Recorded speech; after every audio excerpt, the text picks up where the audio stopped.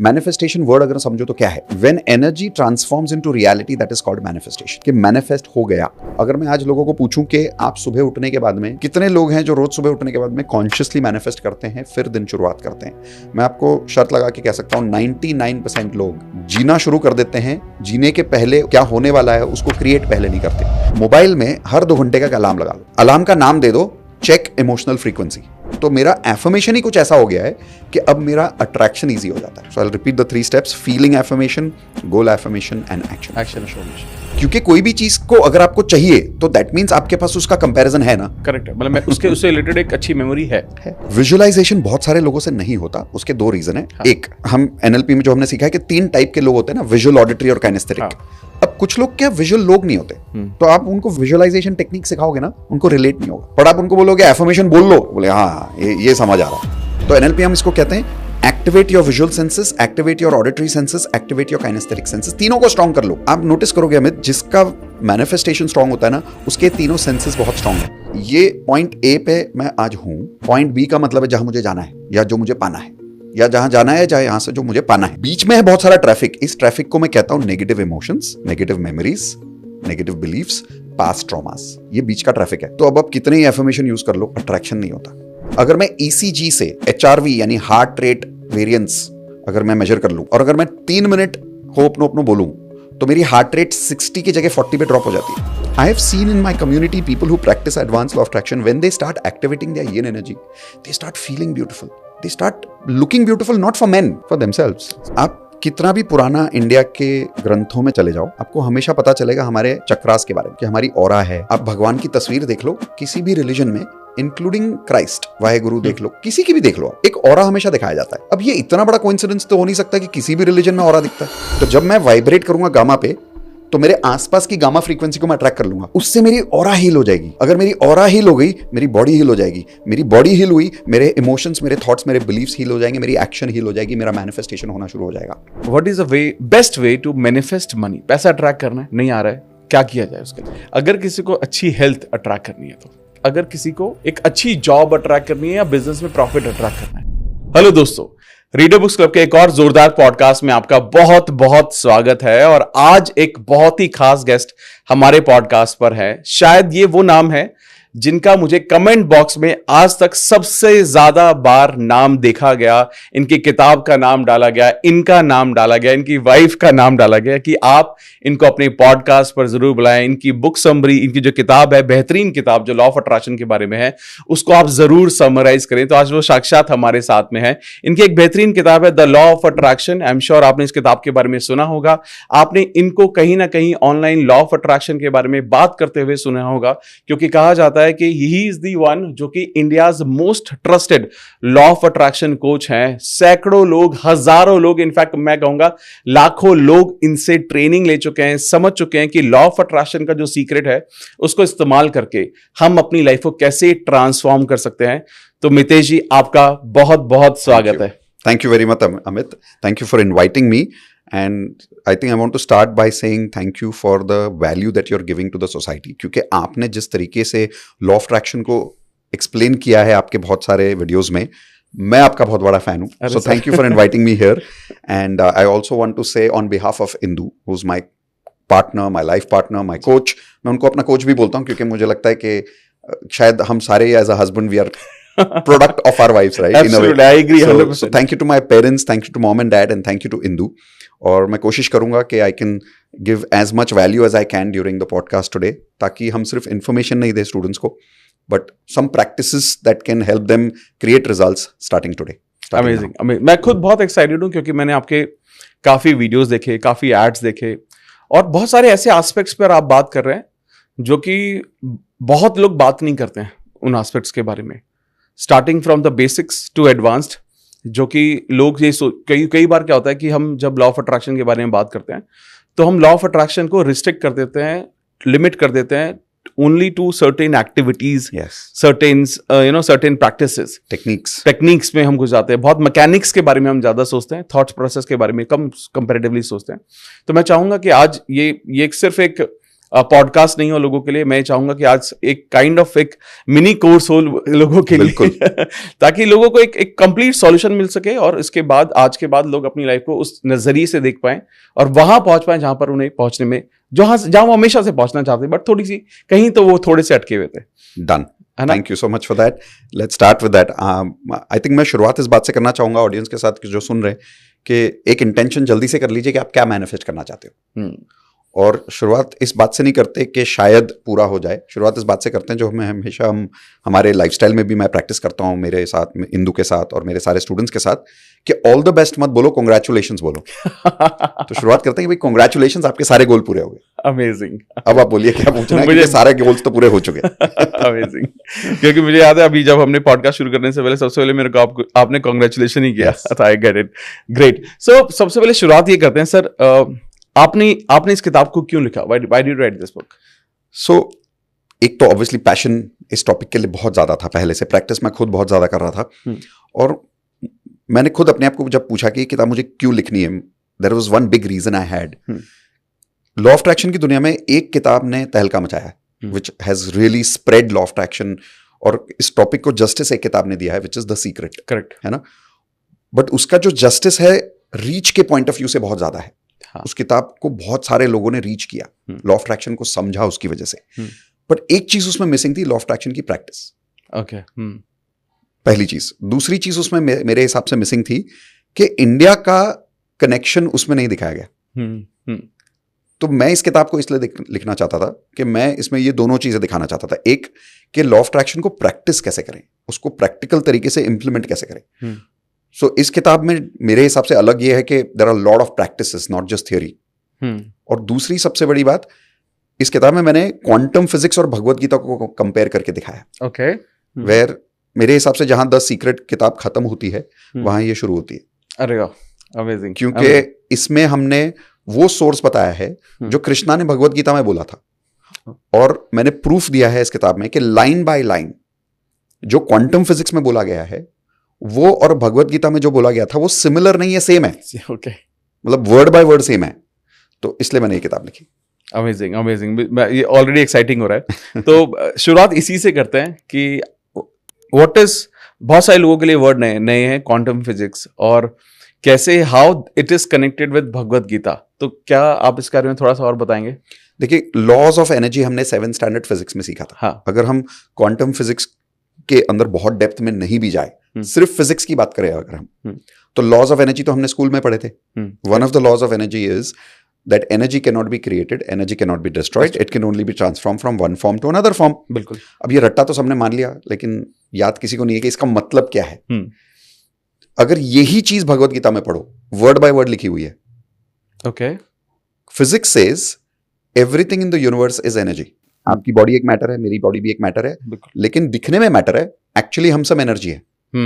Right? And the total amount of energy in the universe is always constant, क्योंकि ना उसको create कर सकते हैं ना डिस्ट्रॉय कर सकते हैं। Same law of energy. बिल्कुल।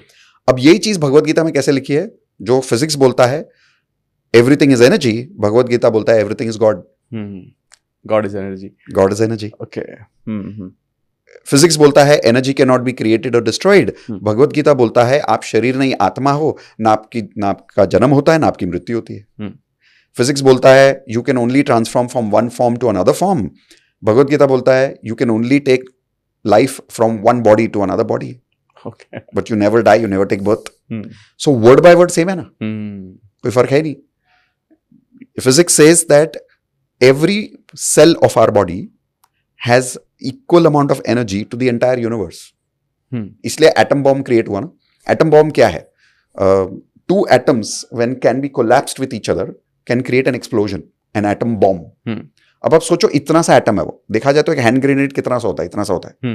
बट उसके अंदर जब सेल्स को हम कोलैप्स कर देते हैं तो उसका जो एक्सप्लोजन होता है can create so much destruction. यानी उसमें उतनी एनर्जी है। Right? So physics says every cell has enough energy for the whole universe and everything is connected. There is nothing called energies, there is only energy. अब भगवत गीता बोलता है भगवान सबके अंदर है। हाँ, आपके अंदर भी वही भगवान है, मेरे अंदर भी वही भगवान है। फिजिक्स बोलता है आपके अंदर भी उतनी एनर्जी है, मेरे अंदर भी उतनी एनर्जी है। तो डिफरेंस क्या है? Great perspective. Nice. The amount of energy that is there in one cell is equal to the amount of energy that this entire room has. The amount of God that is available in you is the amount of God that is available in this entire room. अब आप इसको universe पे expand कर लो या कहीं भी expand कर लो, कण कण में भगवान. Every cell has energy. Like you said, वो बहुत बहुत डीप है ये बात कि एनर्जीज नहीं है, एनर्जी है. बिल्कुल. Okay, this is really. क्यों? क्योंकि गॉड है, गॉड्स नहीं है. हाँ, करेक्ट. अल्लाह है, अल्लाहज नहीं है. वाहे गुरु है, वाहे गुरुज नहीं है. तो एनर्जी है, एनर्जीज नहीं है. आप किसी भी रिलीजन में चले जाओ, कोई फर्क नहीं पड़ता. हर रिलीजन में जब किसी ने यूनिवर्स को पाया, यानी भगवान को पाया, और किसने पाया? तो हमारे गुरुज ने या हमारे पुरखों ने. तो जब उन्होंने मेडिटेशन के थ्रू अपने अंदर भगवान को पाया, तो उन सभी ने अलग अलग भाषाओं में, किताबों में यही लिखा है कि भगवान सबके अंदर है, अल्लाह सबके अंदर है, गॉड सबके अंदर है, एंड एक ही है. तो आप किसी भी रिलीजन में जाओगे तो वो बोलेंगे ये एक ही है. One universe, one God, one Allah, one Waheguru. दो नहीं बोलेंगे. बट फिजिक्स भी तो यही बोलता है, वन एनर्जी. दो एनर्जीज है ही नहीं. यानी कि आपके अंदर और मेरे अंदर जो एनर्जी है वो एक ही एनर्जी है. अब इसका सबसे बड़ा प्रूफ देखते हैं. बहुत कॉमन प्रूफ है कि आप किसी दोस्त के बारे में सोचते हो, उसका फोन आ जाता है. हाँ, बिल्कुल. अब ये होता क्यों है? इसके पीछे फिजिक्स क्या है? इसके पीछे फिजिक्स ये है कि मैं और आप एनर्जी लेवल पे पूरी तरह से कनेक्टेड है. एक ही हैं हम, कनेक्टेड भी नहीं बोलूंगा, एक ही हैं. लेकिन जब हमारी और आपकी वाइब्रेशंस मैच होगी तो कम्युनिकेशन ऑन हो जाएगी. तो जब फ्रीक्वेंसी, लॉ ऑफ एनर्जी में जो मैंने अभी लॉज बताया आपको, उसमें एक और लॉ है फिजिक्स में जो लोगों ने फिजिक्स में पढ़ा है लेकिन याद नहीं है लोगों को. और वो लॉ है when energy vibrates at a certain frequency, it will only attract its parallel energy frequency. Right. वो किसी और एनर्जी की फ्रीक्वेंसी को अट्रैक्ट कर ही नहीं सकता, पॉसिबल ही नहीं है. तो उसी बेसिस पे रेडियो फ्रीक्वेंसी अट्रैक्ट होती है, उसी फ्रीक्वेंसी पे मोबाइल फ्रीक्वेंसी कनेक्ट होती है, उसी फ्रीक्वेंसी पे टीवी कनेक्ट होता है. हम अभी इंटरनेट पे देख रहे हैं एक दूसरे को, तो it's only because of that frequency. तो अगर ध्यान से देखो तो ये कैसे काम करता है? क्योंकि एनर्जी लेवल पे हम कनेक्टेड इतने स्ट्रांगली हैं कि एक बार हमने फ्रीक्वेंसी को ट्यून किया तो फोन कॉल पे यूएस से इंडिया तक माइक्रो सेकंड पे बात होती है बिना एनी डीले. अब तो जूम पे बात होती है, अब तो वीडियो पे भी बात होती है बिना एनी डीले. क्यों? Because at the energy level we are one only. There is no time gap between you and me. The only gap is the frequency gap, जिसको हम वाइब्स भी बोलते हैं. तो जब किसी से मिलते हैं तो कहीं लगता है कि यार इससे वाइब मैच हो गई. तो सडनली एक फ्रीक्वेंसी मैच होने की वजह से थॉट लेवल पे we can connect with each other. So you will see people who get along a lot with each other, वो जल्दी जल्दी एक दूसरे के थॉट पढ़ लेते हैं. जैसे मेरी और इंदु की रिलेशनशिप बहुत अच्छी है, हमारी वाइब बहुत मैच होती है. तो ऐसा कई बार होता है कि मैं कुछ बोलने वाला हूं और इंदु पहले सोच चुकी होती या इंदु कुछ बोलने वाली मैं सोच चुका होता हूं और वो बोलती है, अरे मैं तो यही सोच रहा था. ये क्या है? वाइब्रेशंस ही है. बट ऐसा क्यों होता है कि हम एक दूसरे के थॉट्स पढ़ लेते हैं? क्योंकि आप और मैं एक ही है, हम में कोई अंतर है ही नहीं, बस फ्रीक्वेंसी का डिफरेंस है. मतलब ये कहीं ना कहीं ये थोड़ा डीप है, लेकिन ये I read it at lot of places. But अगर वो समझा जाए तो मतलब हम सब एक्चुअली देखा जाए तो जैसे हम बोलते हैं भगवान है, लेकिन हम सब भी तो भगवान का अंश है, और इसलिए हम सब भी एक ही हैं. It's just matter of different energy, vibration और फ्रीक्वेंसी वी कैन बी. बिल्कुल करेक्ट.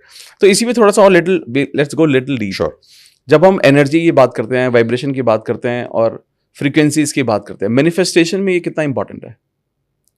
कितना इंपॉर्टेंट से ज्यादा मैं तो कहूंगा यही मैनिफेस्टेशन है. यही तो है मैनिफेस्टेशन. मैनिफेस्टेशन वर्ड अगर समझो तो क्या है? When energy transforms into reality, that is called manifestation. Correct. कि मैनिफेस्ट हो गया. जब हम कहते हैं मुझे कोई गोल मैनिफेस्ट करना है, तो उसका मतलब ये कि अभी ये गोल एनर्जी फॉर्म में है, पर जब ये मटेरियल फॉर्म में क्रिएट हो जाएगा तो हम कहेंगे मैनिफेस्टेशन हो गया. बट उसको मैनिफेस्ट करने के लिए एनर्जी तो चाहिए ना. तो देखा जाए तो manifestation and energy and god is the same. That is why we say, जो कहते हैं कि all human beings have unlimited potential, उसका अगेन भगवत गीता कहता है सबके अंदर भगवान है. तो भगवान क्या कर सकता है? कुछ भी. तो कोई भी इंसान क्या कर सकता है? कुछ भी. So manifestation is God, God is manifestation. लेकिन ऐसा क्यों है कि फिर बहुत सारे लोग जो अपनी जर्नी में हैं वो स्ट्रगल कर रहे हैं, मैनिफेस्ट नहीं कर रहे हैं? हालांकि आई ऑल्सो अंडरस्टैंड दिस कि जो उनके साथ हो रहा है वो भी उन्होंने मैनिफेस्ट ही किया है. बिल्कुल. but still they have a wish, certain wishes. They struggle to manifest that. लोगों के स्ट्रगल का सबसे बड़ा मैनिफेस्टेशन के दुनिया में अगर देखो, सबसे बड़ा जो रीजन होता है वो ये होता है कि there is something called as conscious manifestation and unconscious manifestation. अब कोई भी चीज को अगर आप अनकॉन्शियस करोगे तो उसका पूरा एडवांटेज नहीं ले पाओगे।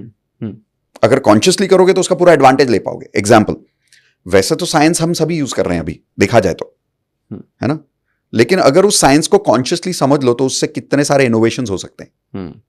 ये साइंटिस्ट समझता है एजुकेटेड लेवल पे, कॉन्शियस लेवल पे। पर अगर उसी साइंस को हम अनकॉन्शियसली यूज करें तो डाइट का एग्जाम्पल ले लेते हैं। Diet is also science. Body में science is how you create your body, food you eat is energy, right. तो अगर अनकॉन्शियसली डाइट लोगे तो कुछ भी खा लोगे, तो कभी कभी उसका एडवांटेज मिलेगा, कभी कभी उसका डिसएडवांटेज मिलेगा। लेकिन अगर उसको कॉन्शियसली पढ़ लो कहीं कि भाई how does diet work and how does your body work, तो कॉन्शियस मैनिफेस्टेशन पे कितना इजी हो जाएगा लोगों के लिए हेल्दी होना, बहुत इजी हो जाएगा। तो इसलिए लोग स्ट्रगल कर रहे हैं क्योंकि लोगों ने मैनिफेस्टेशन के प्रिंसिपल्स को सीखा नहीं, कॉन्शियसली यूज नहीं करते। अगर मैं आज लोगों को पूछूं कि आप सुबह उठने के बाद में कितने लोग हैं जो रोज सुबह उठने के बाद में कॉन्शियसली मैनिफेस्ट करते हैं फिर दिन शुरुआत करते हैं, मैं आपको शर्त लगा के कह सकता हूं 99% लोग जीना शुरू कर देते हैं, जीने के पहले क्या होने वाला है उसको क्रिएट पहले नहीं करते। तो हमारे प्रोग्राम्स में हम बोलते हैं create first live later, but people live first, then they realise what did I create, then they go to a book और guru of law of attraction and say how do I create. तो पहले create करो फिर live करो, फिर struggle कम होगा। Conscious manifestation instead of unconscious manifestation is the reason. तो जो आपने बताया कि पहले क्रिएट करो या पहले लिव करो, इसको थोड़ा और एक्सप्लेन करेंगे आप? डन। टेक्निक की भाषा में भी बता दूंगा, हाँ। बट थोड़ा सा डीप भी जाते हैं क्योंकि टेक्निक्स तो बहुत सारे हैं। I mean we talk about affirmations, vision board, hope, nope no, उस पर भी बात करेंगे। बट टेक्निक के पहले मैं आपको बताता हूं कि ये लिविंग का क्या मतलब होता है, पहले क्या मतलब होता है। सो 3 शब्द बताता हूं मैं आपको, be, do and have. Okay. Be का मतलब होता है बीइंग, डू का मतलब होता है डूइंग, हैव का मतलब होता है हैविंग। अब 99% दुनिया कैसे जीती है, पहले मुझे चाहिए हैविंग, फिर मैं करूंगा, राइट, फिर मैं बनूंगा। तो अगर हैविंग को बोलूंगा चाहिए, डूइंग मतलब करूंगा, बीइंग मतलब बनूंगा। अब लोग बोलते हैं पहले मुझे जॉब दो तब तो जाके मैं काम करूंगा, तब तो जाके मैं सक्सेसफुल बनूंगा, या पहले मुझे एक अच्छे इंसान से मिला दो तो मुझे प्यार होगा, फिर मैं रिलेशनशिप अच्छे से निभाऊंगा, फिर मैं शादी करके अच्छा पति बनूंगा या एक खुश इंसान रहूंगा प्यार में। तो हर एरिया में लोग हमेशा हैव डू पे काम करते हैं, हैव डू बी, चाहिए चाहिए चाहिए चाहिए चाहिए। लॉ ऑफ अट्रैक्शन ऐसे काम नहीं करता, मैनिफेस्टेशन ऐसे काम नहीं करता।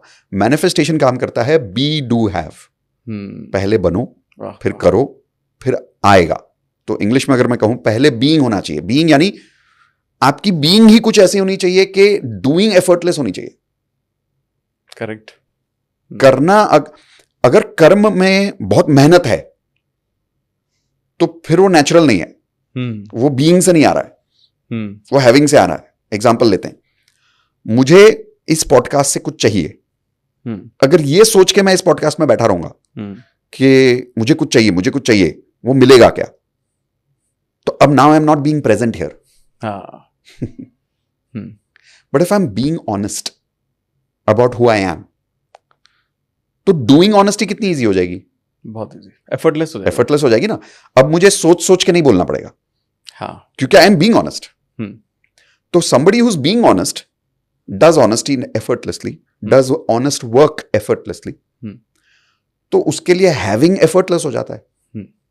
तो लॉ ऑफ अट्रैक्शन में हम क्या कहते हैं, अट्रैक्ट यानी अपनी तरफ लाओ उसको। हाँ। तो अगर आप अपनी जगह पे इफ यू आर बीइंग, आपका बीइंग इतना स्ट्रांग होना चाहिए कि डूइंग स्ट्रांग हो जाता है और हैविंग स्ट्रांग हो जाता है। अब उसको अगर रिलेशनशिप में अप्लाई करो as an example instead of just a podcast example, अगर मैं डेस्परेट हूं कि मुझे एक अच्छा इंसान मेरी लाइफ में चाहिए जो मुझे प्यार करे, तो मेरा ध्यान अगर हैविंग पे है तो यानी कि I want a person in my life who will make me feel happy, तो मैं तो किसी का इस्तेमाल कर रहा हूं ना फिर। आई am not being love, I want love. तो अगर मुझे प्यार चाहिए और सामने वाले को भी प्यार चाहिए, दे ऑल्सो वॉन्ट, तो आप भी खाली मैं भी खाली, तो क्या एक दूसरे को दे देंगे हम।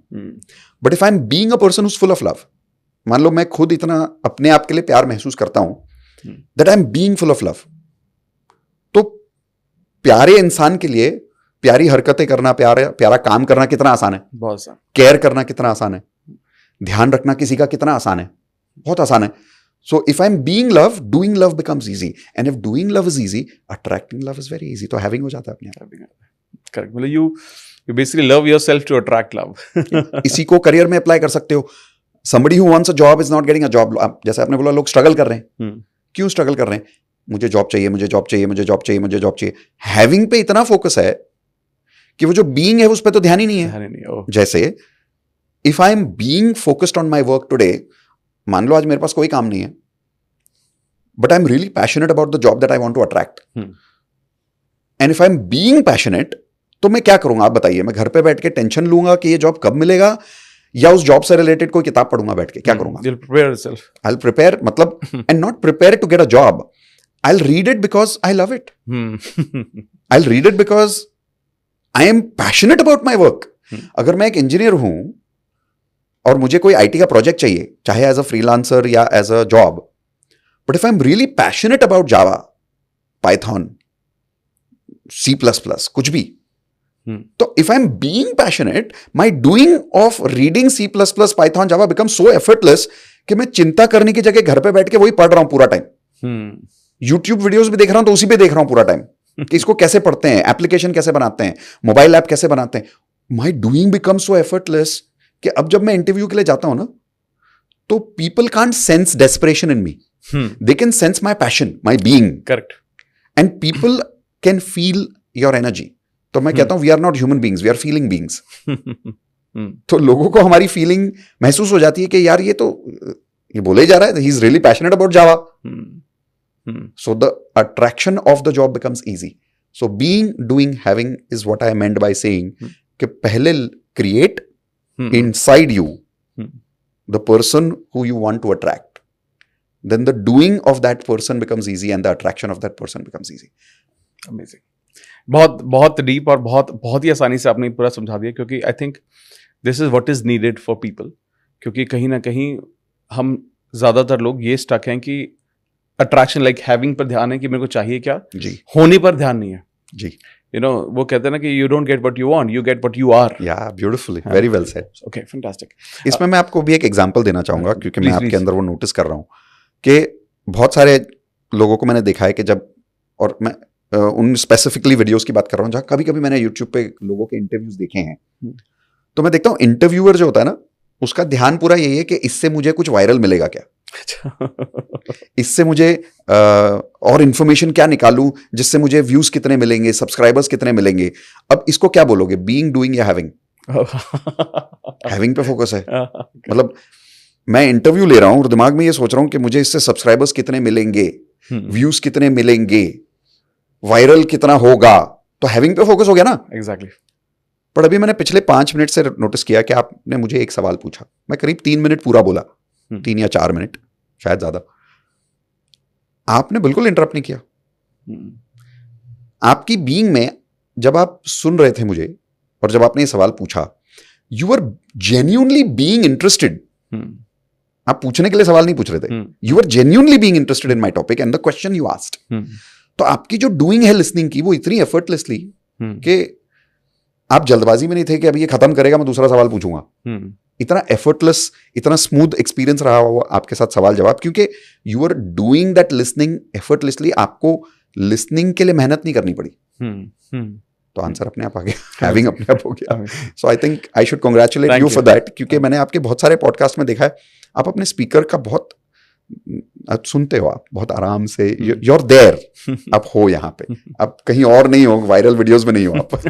So thank you for that. Thank you sir, thank you. और वो भी है सर, आपकी बातें इतनी अच्छी हैं और डीप हैं कि मैं खो रहा हूँ आपकी बातों में. Thank you. आपने ना इससे पहले ना एक बहुत अच्छी बात की थी, जब हम ये बात कर रहे हैं, you know, having, you have in yourself first.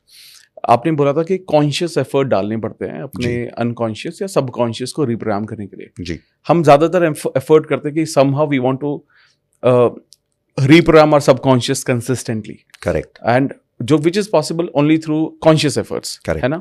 तो मैं ये जानना चाहता हूँ कि ऐसे कौन कौन से कॉन्शियस एफर्ट्स हैं, चाहे थोड़ा सा टेक्निक्स में भी जा सकते हैं, बिल्कुल बिल्कुल। ठीक है, कि कौन कौन से कॉन्शियस एफर्ट्स हैं जिसके जरिए लोग अपने सबकॉन्शियस को रिप्रोग्राम कर सकते हैं। That is first question. बिल्कुल। एंड इससे पहले आप ये भी बोल सकते हैं कि बता सकते हैं कि कितना जरूरी है सबकॉन्शियस को रिप्रोग्राम करना। ओके, तो आपके आखिरी सवाल पे पहले आते हैं, कितना जरूरी है। इससे ज्यादा जरूरी कुछ है ही नहीं। इससे ज्यादा जरूरी कुछ है ही नहीं, क्योंकि अगर everything is my attraction and my subconscious is creating that attraction, तो इससे ज्यादा जरूरी क्या हो सकता है? So I think that is a very short answer I can give. इससे ज्यादा जरूरी कुछ है ही नहीं। अब now coming to the techniques part के कैसे वर्क करता है, तो आई वुड से 4 चीजों पे हमको कॉन्स्टेंटली काम करना चाहिए, जिसको मैं कहता हूं FTBA, feelings, thoughts, believes and actions. Correct. तो फीलिंग का एक और वर्ड जिसको हम बोलते हैं इमोशनल फ्रीक्वेंसी। तो इमोशनल फ्रीक्वेंसी पे काम करते रहो, थॉट फ्रीक्वेंसी पे काम करते रहो, बिलीफ फ्रीक्वेंसी पे काम करते रहो, और एक्शन फ्रीक्वेंसी पे काम करते रहो। अब इसका मतलब क्या होगा, अगर इसको टेक्निक में पकड़ते हैं, आवर बीइंग, जब जिसको हम बोलते हैं being, is not made of one, it's made of many. So जैसे ये जो बॉडी है, it's not made of one cell, it's made of many cells, and there is a pattern in how that cells are formed in our body which creates a certain form in my body, है ना? मेरा जो चेहरा है अभी, इसका एक certain form और शेप है, बट क्यों है? क्योंकि एक पैटर्न में वो सेल्स जुड़े हुए हैं एक तरीके से। राइट। अगर कोई अगर एक सर्जन मेरी बॉडी का सर्जरी करे, प्लास्टिक सर्जन, अगर उसने मेरा पैटर्न चेहरे का बदल दिया, तो मेरा लुक बदल जाएगा पूरा, है ना? बिल्कुल। अब उसी तरीके से हमारे इमोशनल पैटर्न्स होते हैं, फीलिंग के पैटर्न्स, थॉट पैटर्न्स होते हैं, बिलीफ पैटर्न्स होते हैं, एक्शन पैटर्न्स होते हैं।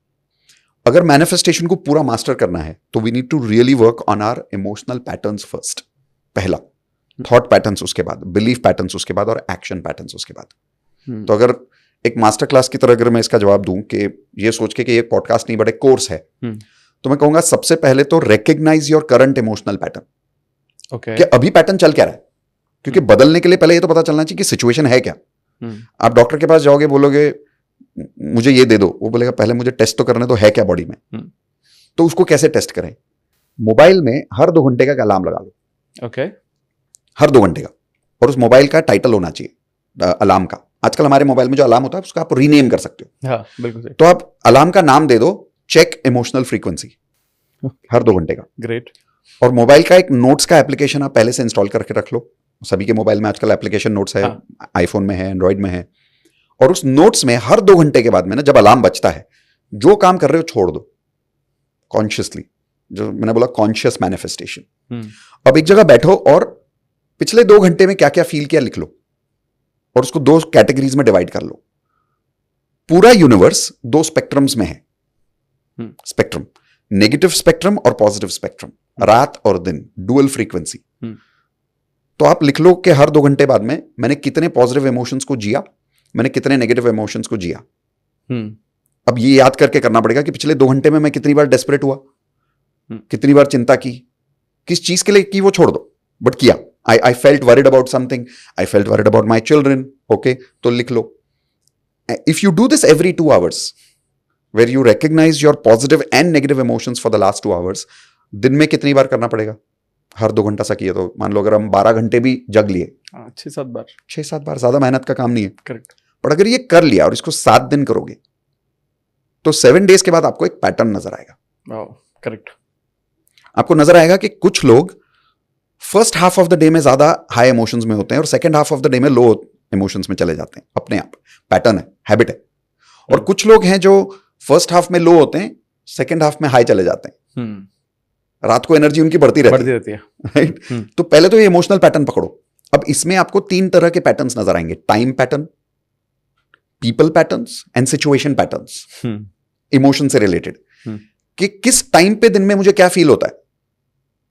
और मैं आपको गिन के बता सकता हूं, मैंने लोगों का मेजरमेंट महीना 2 महीना मेजर करवाया है लोगों से, और मैं आपको बता सकता हूं कि कुछ लोग ऐसे होते हैं जिनको महीने में कुछ एक दिन होते हैं और एक पर्टिकुलर टाइम पीरियड आता है, उनका डिप्रेशन आता ही आता है। ओके। चाहे उनकी जिंदगी में कितनी भी खुशी हो, अगर वो उनका लो फेज का टाइम आ गया, वो लो फेज करेंगे। मैंने खुद अपने फैमिली मेंबर्स में ये चेक किया। आप अगर याद करोगे तो आपको याद आएंगे कुछ लोग आपकी फैमिली में। जैसे एक एग्जांपल देता हूं जो बहुत कॉमन एग्जांपल है। कुछ लोगों को एक इमोशनल आदत होती है, जो स्पेशल ओकेजन्स होते हैं उस दिन वो सैड हो जाते हैं। हाँ आपको कुछ लोग याद आएंगे। हाँ, बर्थडे के दिन केओस कर देंगे, दिवाली के दिन केओस कर देंगे, कुछ ना कुछ बहाने से। हाँ, कि मुझे तूने आज प्यार नहीं किया, मुझे तूने आज याद नहीं किया, इतना इंपॉर्टेंट ओकेजन था मेरे लिए गिफ्ट नहीं लाया। कोई ना कोई बहाने से वो स्पेशल ओकेजन पे अपसेट हो जाते हैं और सबका मूड खराब हो जाएगा। लेकिन उसी घर में, उसी एनवायरनमेंट में एक ऐसा इंसान भी होगा जिसको उससे कोई फर्क नहीं पड़ेगा। तो उसका इमोशनल पैटर्न वो है। अलग है। तो टाइम पैटर्न्स होते हैं हमारे। पर्टिकुलर टाइम पे हम सैड हो जाते हैं, पर्टिकुलर टाइम पे हम हैप्पी हो जाते हैं। अगर इसको आपने पकड़ लिया तो आप इस फ्रीक्वेंसी को शिफ्ट कर सकते हो। फिर आप सेकंड फेज में जा सकते हो to upgrade the emotional frequency. आपने एक बहुत अच्छा सवाल पूछा था, मैनिफेस्टेशन में लोग टेक्निक यूज करने के बावजूद स्ट्रगल क्यों करते हैं? क्योंकि अगर मान लो मैंने आपका पैटर्न पकड़ लिया, हफ्ता भर ये एक्सरसाइज करवा लिया आपसे, अगर मेरी पैटर्न में ये नजर आ रहा है कि मैं 80% नेगेटिव फील कर रहा हूं और 20% पॉजिटिव फील कर रहा हूं, तो मैं कितने ही एफर्मेशन बोल लूं मैनिफेस्ट कहां से होगा? क्योंकि मैनिफेस्टेशन के लिए चाहिए एनर्जी। याद है मैंने बोला था मैनिफेस्टेशन का मतलब ये होता है when energy converts into reality is called manifestation. Right. But किसी चीज को मैटर बनाने के लिए यानी मैनिफेस्ट रियलिटी करने के लिए एनर्जी तो चाहिए ना। तो जो एनर्जी मैं कंट्रीब्यूट कर रहा हूं पूरे हफ्ते में वो तो 80% नेगेटिव चल रही है। तो मैनिफेस्ट होगा क्या? वही होगा जो फील कर रहा हूं। Right. So the first step would be to check your time pattern. Second, situation patterns. कुछ लोगों को आदत होती है रिग्रेट फील करने की बहुत ज्यादा। ओके। तो उनका अगर सिचुएशन कुछ ऐसा आता है कि उन्होंने कुछ गलत कर दिया, कोई डिसीजन गलत हो गया, समथिंग एज सिंपल एज मैं घर से निकला और मेरे हाथ से चाबी छूट गई ऊपर। ओह, तो बहुत देर तक उसको कैरी करते हैं। हाँ, लोग इमोशनली रिग्रेट करते रहते हैं, अरे यार मैंने चाबी क्यों छोड़ दिया ऊपर। अभी एक सिचुएशनल पैटर्न हुआ। फिर तीसरा पैटर्न आता पीपल पैटर्न। पीपल पैटर्न यानी सर्टन लोगों के बीच, सर्टन टाइप के लोगों के बीच आपकी सर्टन फीलिंग्स हमेशा बाहर आएगी। जैसे एग्जांपल, कुछ लोग होते हैं जिनको आप थोड़ा सा आवाज रेस करो उनके सामने, उनको बुरा लग जाएगा। So, अगर जोर से बोलने वाले लोग उनको मिले तो हिल जाते हैं, उनका इमोशनल पैटर्न हिल जाता है। ये उनका पैटर्न है। अगर मैंने ये पैटर्न पकड़ लिया ना, अब इस पैटर्न को मैं अपग्रेड कर सकता हूं यूजिंग टेक्निक्स। अब यहां टेक्निक का मजा आएगा। पर अगर हमने पैटर्न नहीं पकड़ा और सिर्फ टेक्निक यूज करते रहे तो फिर कोई फायदा नहीं है। राइट फिटेड नहीं होगा। हाँ, तो अब मैं टेक्निक पे आता हूं। ठीक। बहुत फेमस टेक्निक जो सबसे ज्यादा यूज होती है एफर्मेशंस। आप भी जानते हो, आई एम श्योर लोग भी जानते हैं। अब एफर्मेशन लोग हमेशा किस चीज के लिए करते हैं आप बताइए? जो चाहिए उनको। करेक्ट। सबसे बड़ी गलती यही है। मैं कहता हूं हमेशा मेरे वर्कशॉप में, डोंट सॉल्व इवॉल्व। ओके। मतलब ये होता है आप अपनी प्रॉब्लम को सॉल्व मत करो, उससे इवॉल्व हो जाओ ना। अपना फ्रीक्वेंसी का स्पेक्ट्रम बढ़ा दो आप। अगर आपकी फ्रीक्वेंसी यही है और आप प्रॉब्लम सॉल्व करोगे तो यहीं घूमते रह जाओगे। मतलब बोलने का मतलब यह है, आपने देखा होगा कुछ लोगों की लाइफ में 5 साल हो गए, 10 साल हो गए, सेम ही प्रॉब्लम चल रही है। अलग अलग रूप में प्रॉब्लम रिपीट हो रही है। किसी के मैरिज में देख लो, 5 साल से अगर झगड़े हो रहे हैं तो कोई 50-60 टॉपिक पे झगड़े नहीं होते, वही 5-6 घिसे पिटे टॉपिक पे झगड़ा हो रहा है। कोई इनोवेशन नहीं है झगड़े में भी। लोगों के करियर में भी सेम प्रॉब्लम्स चल रही है कि सेम टाइप के बॉस मिल रहे हैं, सेम टाइप का स्ट्रगल चल रहा है। क्यों? क्योंकि people are stuck at the same spectrum, same frequency. तो पहले आप उस पैटर्न को पकड़ो, अब एफर्मेशन का इस्तेमाल करके उसको अपग्रेड करो। मतलब पहले गोल का एफर्मेशन मत करो, फ्रीक्वेंसी का एफर्मेशन करो। एग्जाम्पल, अगर मुझे जॉब चाहिए तो मेरा एफर्मेशन क्या होगा? आई थिंक ये सभी जानते हैं, बहुत सिंपल एफर्मेशन है। जो मुझे चाहिए ये बोलो कि मुझे मिल गया। I already have a job, but this is not enough. अब मुझे ये देखना है कि मेरी इमोशनल फ्रीक्वेंसी अभी क्या चल रही है। अगर मेरी अभी की इमोशनल फ्रीक्वेंसी वरी है बहुत ज्यादा, ओके, तो क्या मेरा आई हैव अ जॉब एफर्मेशन काम करेगा? नहीं। तो पहला एफर्मेशन जॉब का नहीं चाहिए, पहला एफर्मेशन इमोशन का चाहिए। I feel successful every day, whether I have a job or not. Okay. Nice. अगर मुझे शादी चाहिए तो I am married, ये बाद में करो। ये नहीं भी करोगे तो चलेगा।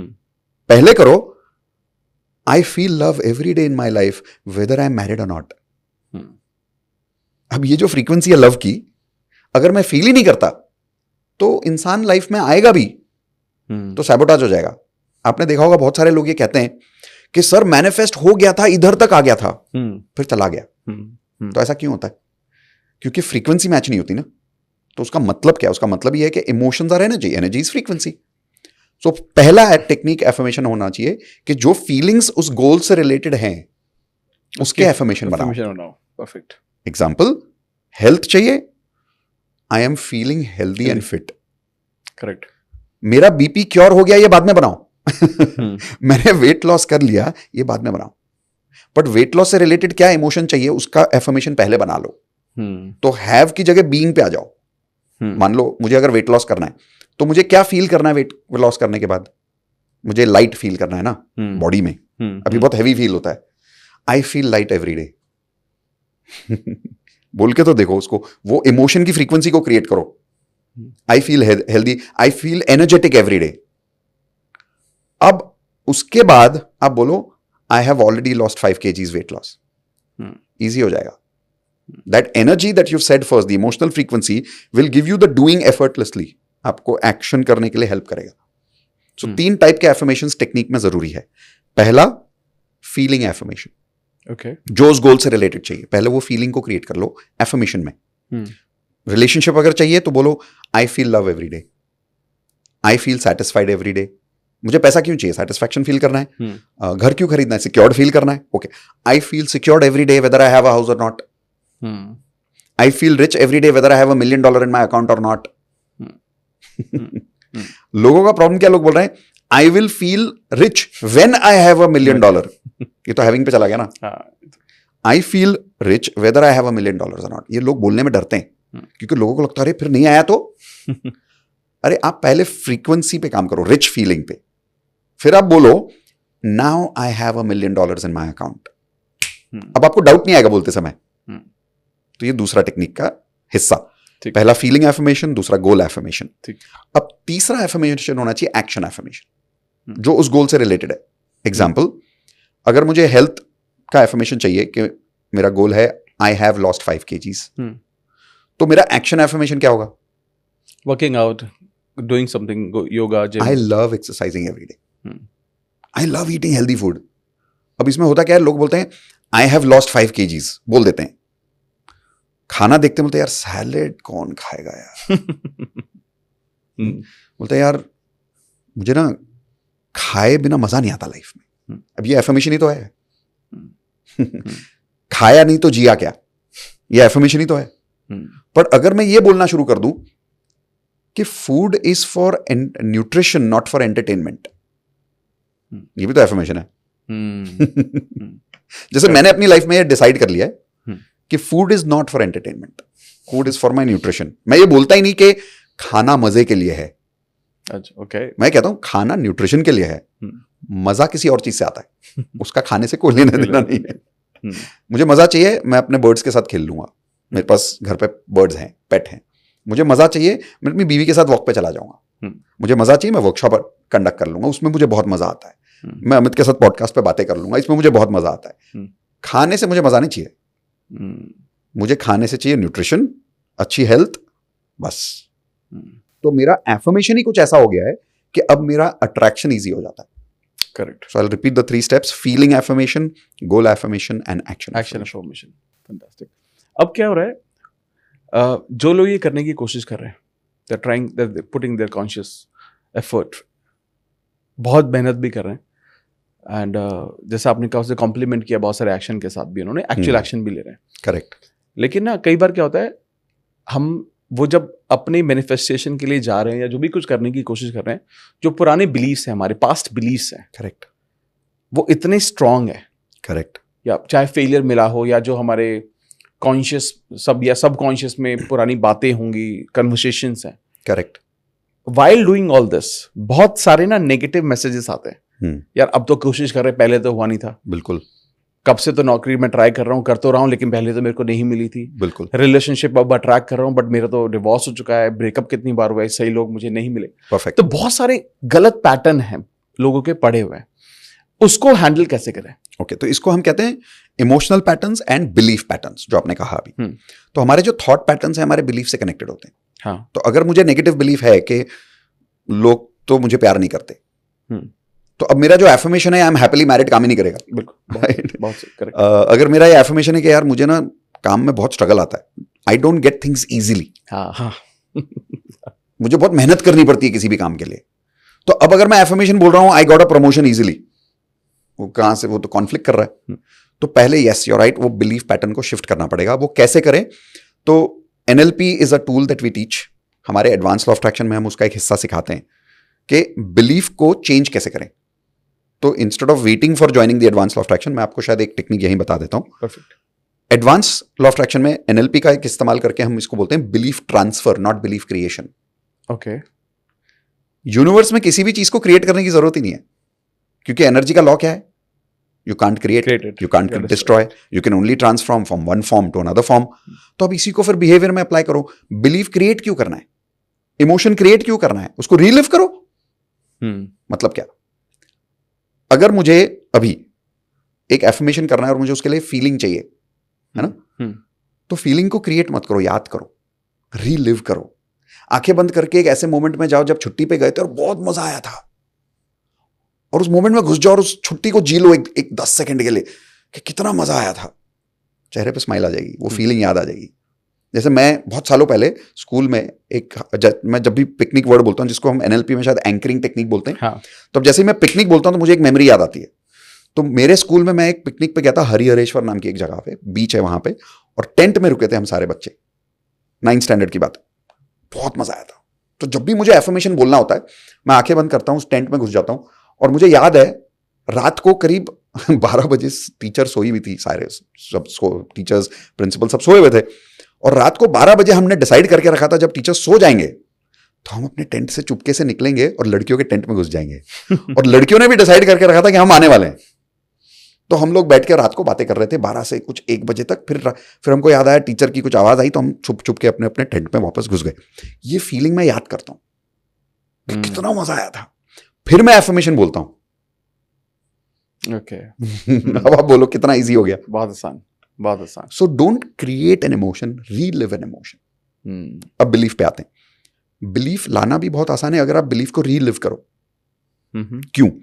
दुनिया का ऐसा कोई इमोशन, कोई ऐसा बिलीफ नहीं है जो आपने ऑलरेडी जिया नहीं है। पॉसिबल ही नहीं है। करेक्ट। हाँ। क्योंकि कोई भी चीज को अगर आपको चाहिए तो दैट मीन्स आपके पास उसका कंपैरिजन है ना। हाँ हाँ, करेक्ट है। मतलब उसके उससे रिलेटेड एक अच्छी मेमोरी है। कभी ना कभी अच्छा हुआ, तभी तो दोबारा चाहिए। नहीं तो कैसे पता होता? अब कभी मैंने रसगुल्ला खाया ही नहीं, तो मैं कैसे बोल सकता हूं कि मुझे एक और बार अच्छा रसगुल्ला खाना है? अच्छा रसगुल्ला मतलब कभी तो खाया था, कभी तो खाया था। या मुझे मीठा खाना है, चलो यही बोलते, बट दैट मीन्स कुछ तो मीठा खाया होगा ना, तभी तो वो मेमोरी है। तो अगर मैं कह रहा हूं कि मुझे ये विश्वास है कि लोग मुझे प्यार नहीं करते, तो मुझे लोग प्यार करते हैं इसका विश्वास भी कहीं ना कहीं है। उसका ऑपोजिट है, तभी तो उसका कॉन्ट्रास्ट महसूस हो रहा है। करेक्ट। अंधेरा देखा है तभी तो उजाले का असर पता चल रहा है। उजाला देखा है तभी तो अंधेरे का प्रॉब्लम्स महसूस हो रहा है, नहीं तो कहां से होगा? बिल्कुल नहीं होगा। तो अगर बिलीफ पैटर्न क्रिएट करना है ना, तो क्या करना है? मान लो मुझे ये बिलीव करना है कि लोग मुझसे प्यार करते हैं, तो अब मैं उसको क्रिएट नहीं करूंगा, उसको रीलिव कर लूंगा। कैसे? I will go to that part of my memory when I know कि मेरा स्कूल में एक ऐसा बेस्ट फ्रेंड था जो मैं कैसी भी उल्टी हरकतें कर लूं मुझसे प्यार करता था। आपका भी ऐसा कोई बचपन का दोस्त होगा जिसको बोलते हैं लंगोटिया यार। बिल्कुल सही। कुछ भी करो वो तो अपने साथ ही होता था, है ना? तो मैं आंखें बंद करूंगा और उसके बारे में याद करूंगा, हाँ ये तो मतलब ये तो मानता है मुझ में, मतलब मैं कुछ भी कर लूं ये मानता है मुझ में। मतलब मेरा एक दोस्त तो ऐसा है, उसने मेरे लिए किसी और को एक बार पीट दिया था। हाँ, हुआ है, हमारे साथ भी हुआ है। तो एक बार टीचर ने उसको पूछा कि ये मुझे याद है कि क्यों मारा उसको? उसने मेरे दोस्त को मारा, अब तो उसको पिटना ही था। टीचर बोली ये क्या बात हुई? बट तेरे दोस्त ने तो अच्छा गलती मेरी थी। हाँ, आई नॉट गो इनटू डिटेल्स, पर गलती मेरी थी। तो टीचर ने बोला लेकिन गलती तो तेरे दोस्त की थी। बोलते उससे क्या फर्क पड़ता है? टीचर खुद भी क्या मतलब उससे क्या फर्क पड़ता है? पर दोस्त ही ऐसा था कि उसको ये नहीं फर्क पड़ता कि मैं सही या गलत, मुझे किसी ने कुछ किया वो उसको पीट देगा।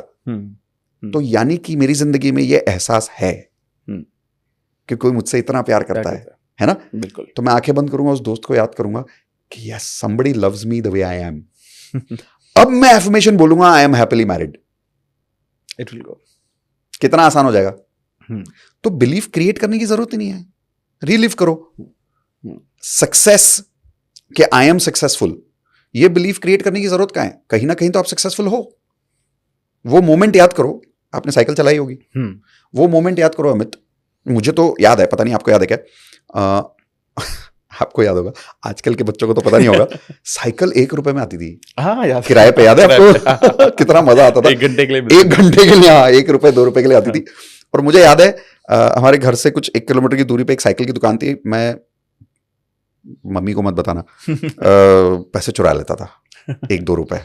साइकिल चलानी होती थी तो साइकिल वाले क्या जाते थे, बोले भैया 1 घंटे के लिए दे दो, 1 या 2 रुपए में साइकिल आती थी। और मुझे याद है तब साइकिल चलानी आती नहीं थी। तो मेरा एक दोस्त उस जमाने में था, तो वो जब बैठता था तो मैं पीछे से पकड़ता था, और जब मैं बैठता था वो पीछे से पकड़ता था। आती दोनों को नहीं थी, पर एक दूसरे की हेल्प करते थे। और मुझे वो मोमेंट याद है अमित, पता नहीं आपको याद है क्या, कि जब उसने हाथ छोड़ा पीछे से और मुझे पता नहीं चला और मैं चलाता गया, और जब मुझे रियलाइज हुआ कि उसने हाथ छोड़ा तो मैं गिर गया। लेकिन मुझे ये एहसास हुआ कि अरे मुझे साइकिल आती है। करेक्ट। तो मैं क्या करता हूं, उस मोमेंट में जाता हूं, बोलता हूं मैं साइकिल चला सकता हूं, तो मैं कर सकता हूं। अब मैं एफर्मेशन बोलता हूं, हां मैं वर्कशॉप कर सकता हूं। उस बिलीफ को लाने के बाद इस बिलीफ को फील करना कितना आसान हो गया। I could connect to what you are saying. आप जो बोल रहे हो मैं बिल्कुल कनेक्ट कर पा रहा हूं, क्योंकि कहीं ये क्योंकि ना हम आज को सोच के ना वो शांति महसूस नहीं कर पाते, क्योंकि हम सिर्फ ये सोच रहे हैं कि आज मेरी सिचुएशन कैसी है, आज मेरे आसपास क्या एनर्जी है, आज मैं क्या सिचुएशन महसूस कर रहा हूँ, फेस कर रहा हूँ, फैमिली वाइज, फाइनेंसेस वाइज, ये सारी चीजें। लेकिन अगर मैं rather just directly doing my affirmations and practices, first मैं उस वाइब्रेशन में पहले पुरानी में जा पाऊं। करेक्ट। और ओह वाओ, ये तो फील कर लूं, बिलीव कर लूं, और है गारंटी है पास्ट में, तभी तो चाहिए। फैंटास्टिक। तो जैसे बहुत सारे लोगों के लिए कॉमन बिलीफ होता है मुश्किल है, काम मुश्किल है, कैसे होगा यार, बहुत मुश्किल है, कैसे मिलेगा यार जॉब, बहुत मुश्किल है, कैसे होगी यार कमाई, बहुत मुश्किल है, कैसी होगी शादी, बहुत मुश्किल है, मदर इन लॉ कैसे मानेगी, बहुत मुश्किल है। तो उस मोमेंट में चले जाओ जब कुछ बहुत आसान था, ये तो आसान है, तो कर सकते हैं, कुछ तो होगा। देखो आसान अगर नहीं मालूम था तो मुश्किल कैसे पता। बिल्कुल सही। तो ढूंढो उस मोमेंट को, आंखें बंद करके एक ऐसे टाइम पे जाओ जब कुछ आसान था। मुझे याद है स्कूल में, पता नहीं क्या आज मुझे स्कूल की बहुत सारी चीजें याद आ रही है आपसे बात करके। तो स्कूल में मुझे टीचर ने बिना मेरे पूछे मुझे इंट्रोड्यूस कर दिया था एज वो स्पीच एंड एलोक्यूशन कॉम्पिटिशंस होते हैं इंटर स्कूल, तो मुझे नॉमिनेट कर दिया था उसके लिए। और मैं उस दिन छुट्टी पे था, तो अगले दिन स्कूल आया और मुझे पता चला यू आर नॉमिनेटेड। मैंने कहा अरे I can't do all this. तो टीचर बोली यू कैन डू इट। मैंने कहा नहीं टीचर आई कांट। टीचर नहीं मानी। ठीक है करते हैं, ट्राई करते हैं क्या।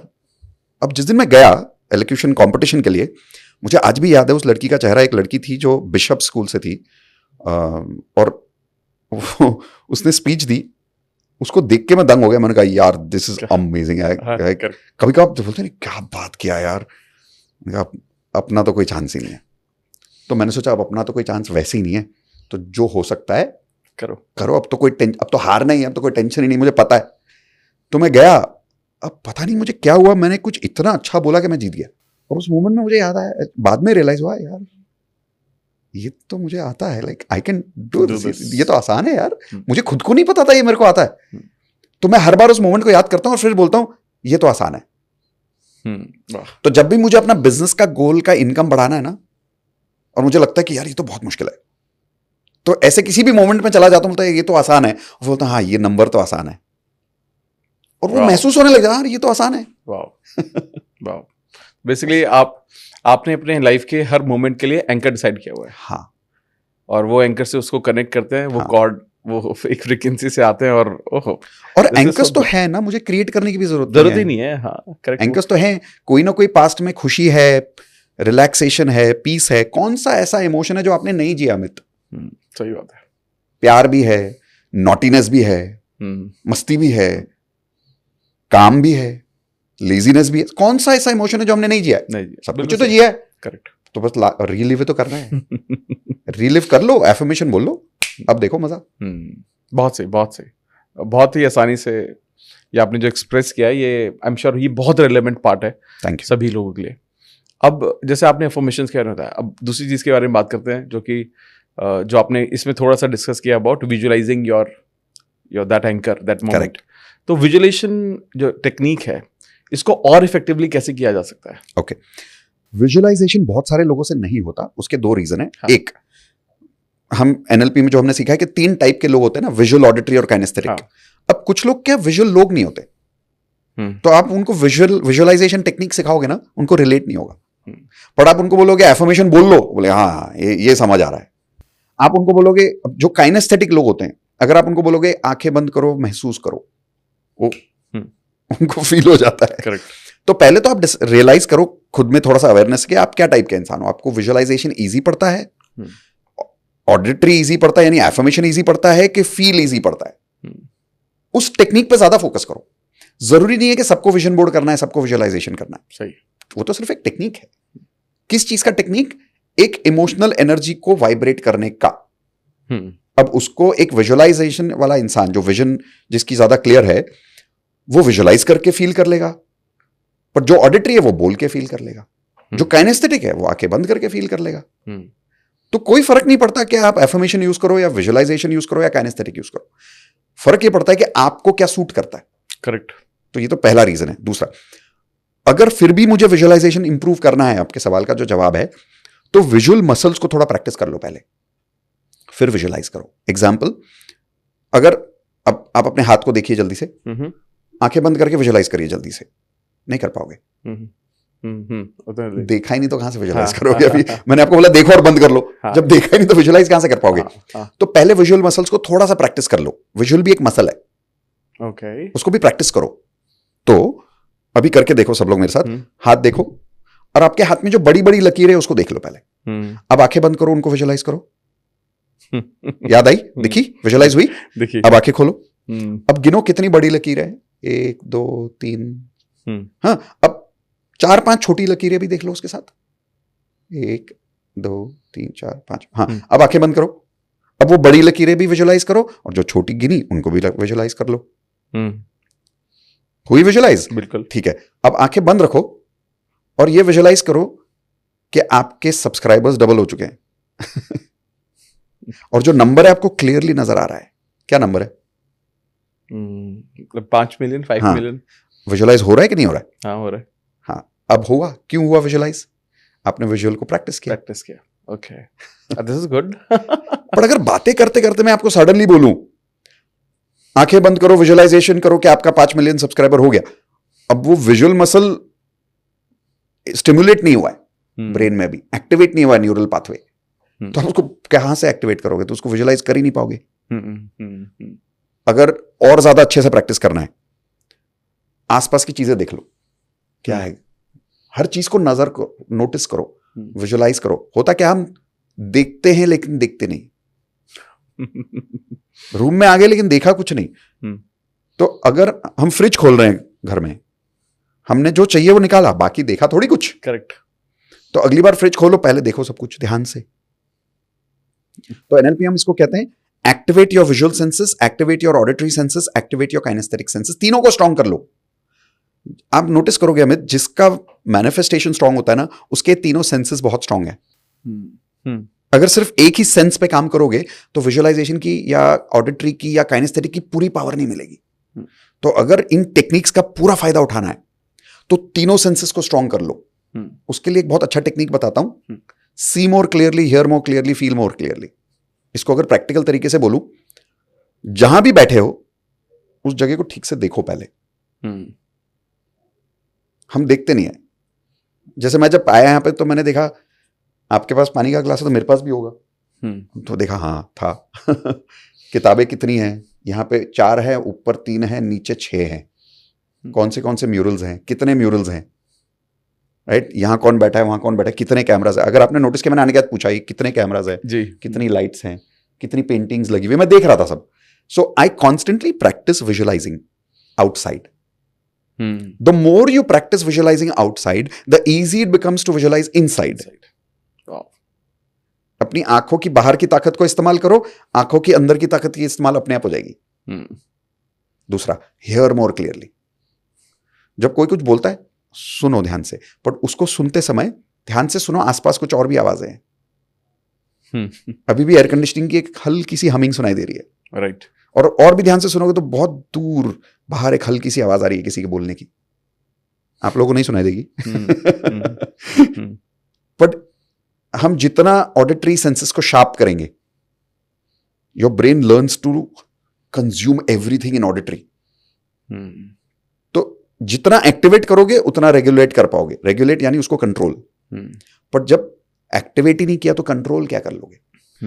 100% में से अगर मेरे विजुअल सेंसेस 20% एक्टिवेटेड है तो मैं क्या तो मैनिफेस्ट कर लूंगा। मेरी ऑडिटरी एफर्मेशंस बोलने में, अगर मेरी, जैसे एग्जांपल देता हूं मैं, ऑडिटरी का एग्जांपल देता हूं। कई लोग एफर्मेशन बोलते समय ऐसे बोलते हैं, I am so happy I got my job. अब इसमें एनर्जी कहां है? एनर्जी नहीं है, एनर्जी नहीं है, तो उसके अंदर पहले इमोशन तो डालो। तो पिक्चर देखते समय ना ध्यान से सुनो कि जब शाहरुख खान खुशी नजर कराता है तो कैसे नजर कराता है, उसकी आवाज में क्या है, right? A rich person is not by money first, but by visual, auditory and kinesthetic senses first. क्यों? Richness is an experience. Experiences are made of VAK, visual, auditory and kinesthetic. तो पहले अपने विजुअल एक्टिवेट कर लो, auditory सुनो, अच्छे से सुनो जब कोई कुछ बोल रहा है। जब आप बोल रहे हो तो अपनी आवाज को ध्यान से सुनो और फिर उसको रेगुलेट करो कि अगर मैं धीरे बोलूंगा तो क्या असर होगा, अगर जोर से बोलूंगा तो क्या होगा, अगर मैं ओम बोलूंगा तो क्या होगा, अगर मैं सिर्फ नमः बोलूंगा तो क्या होगा, अगर मैं सिर्फ करूं तो क्या होगा। वाइब्रेशंस को फील करो बॉडी में। तो मैं अपने वर्कशॉप में लोगों को बोलता हूं, मेरे साथ बैठो और वाइब्रेशंस को अपनी आवाज से फील करो पहले, और फिर मैं जो एफर्मेशन बोल रहा हूं उसको फील करो। एफर्मेशन का असर बदल जाता है। क्योंकि अवेयरनेस आ गई ना, उस ऑडिटरी एफर्मेशन की एनर्जी महसूस हो रही है। पर अगर आप अंधेधुन में बोल रहे हो आई am happily married, I am happily married, उसका कोई फीलिंग तो, एनर्जी तो क्रिएट ही नहीं हो रहा। पर अगर मैं पहले से प्रैक्टिस कर लूं और उसकी वाइब्रेशन को महसूस कर रहा हूं, और अब मैं बोलूं आई am happily married, I am happily married, so I am feeling every word, I am happily married.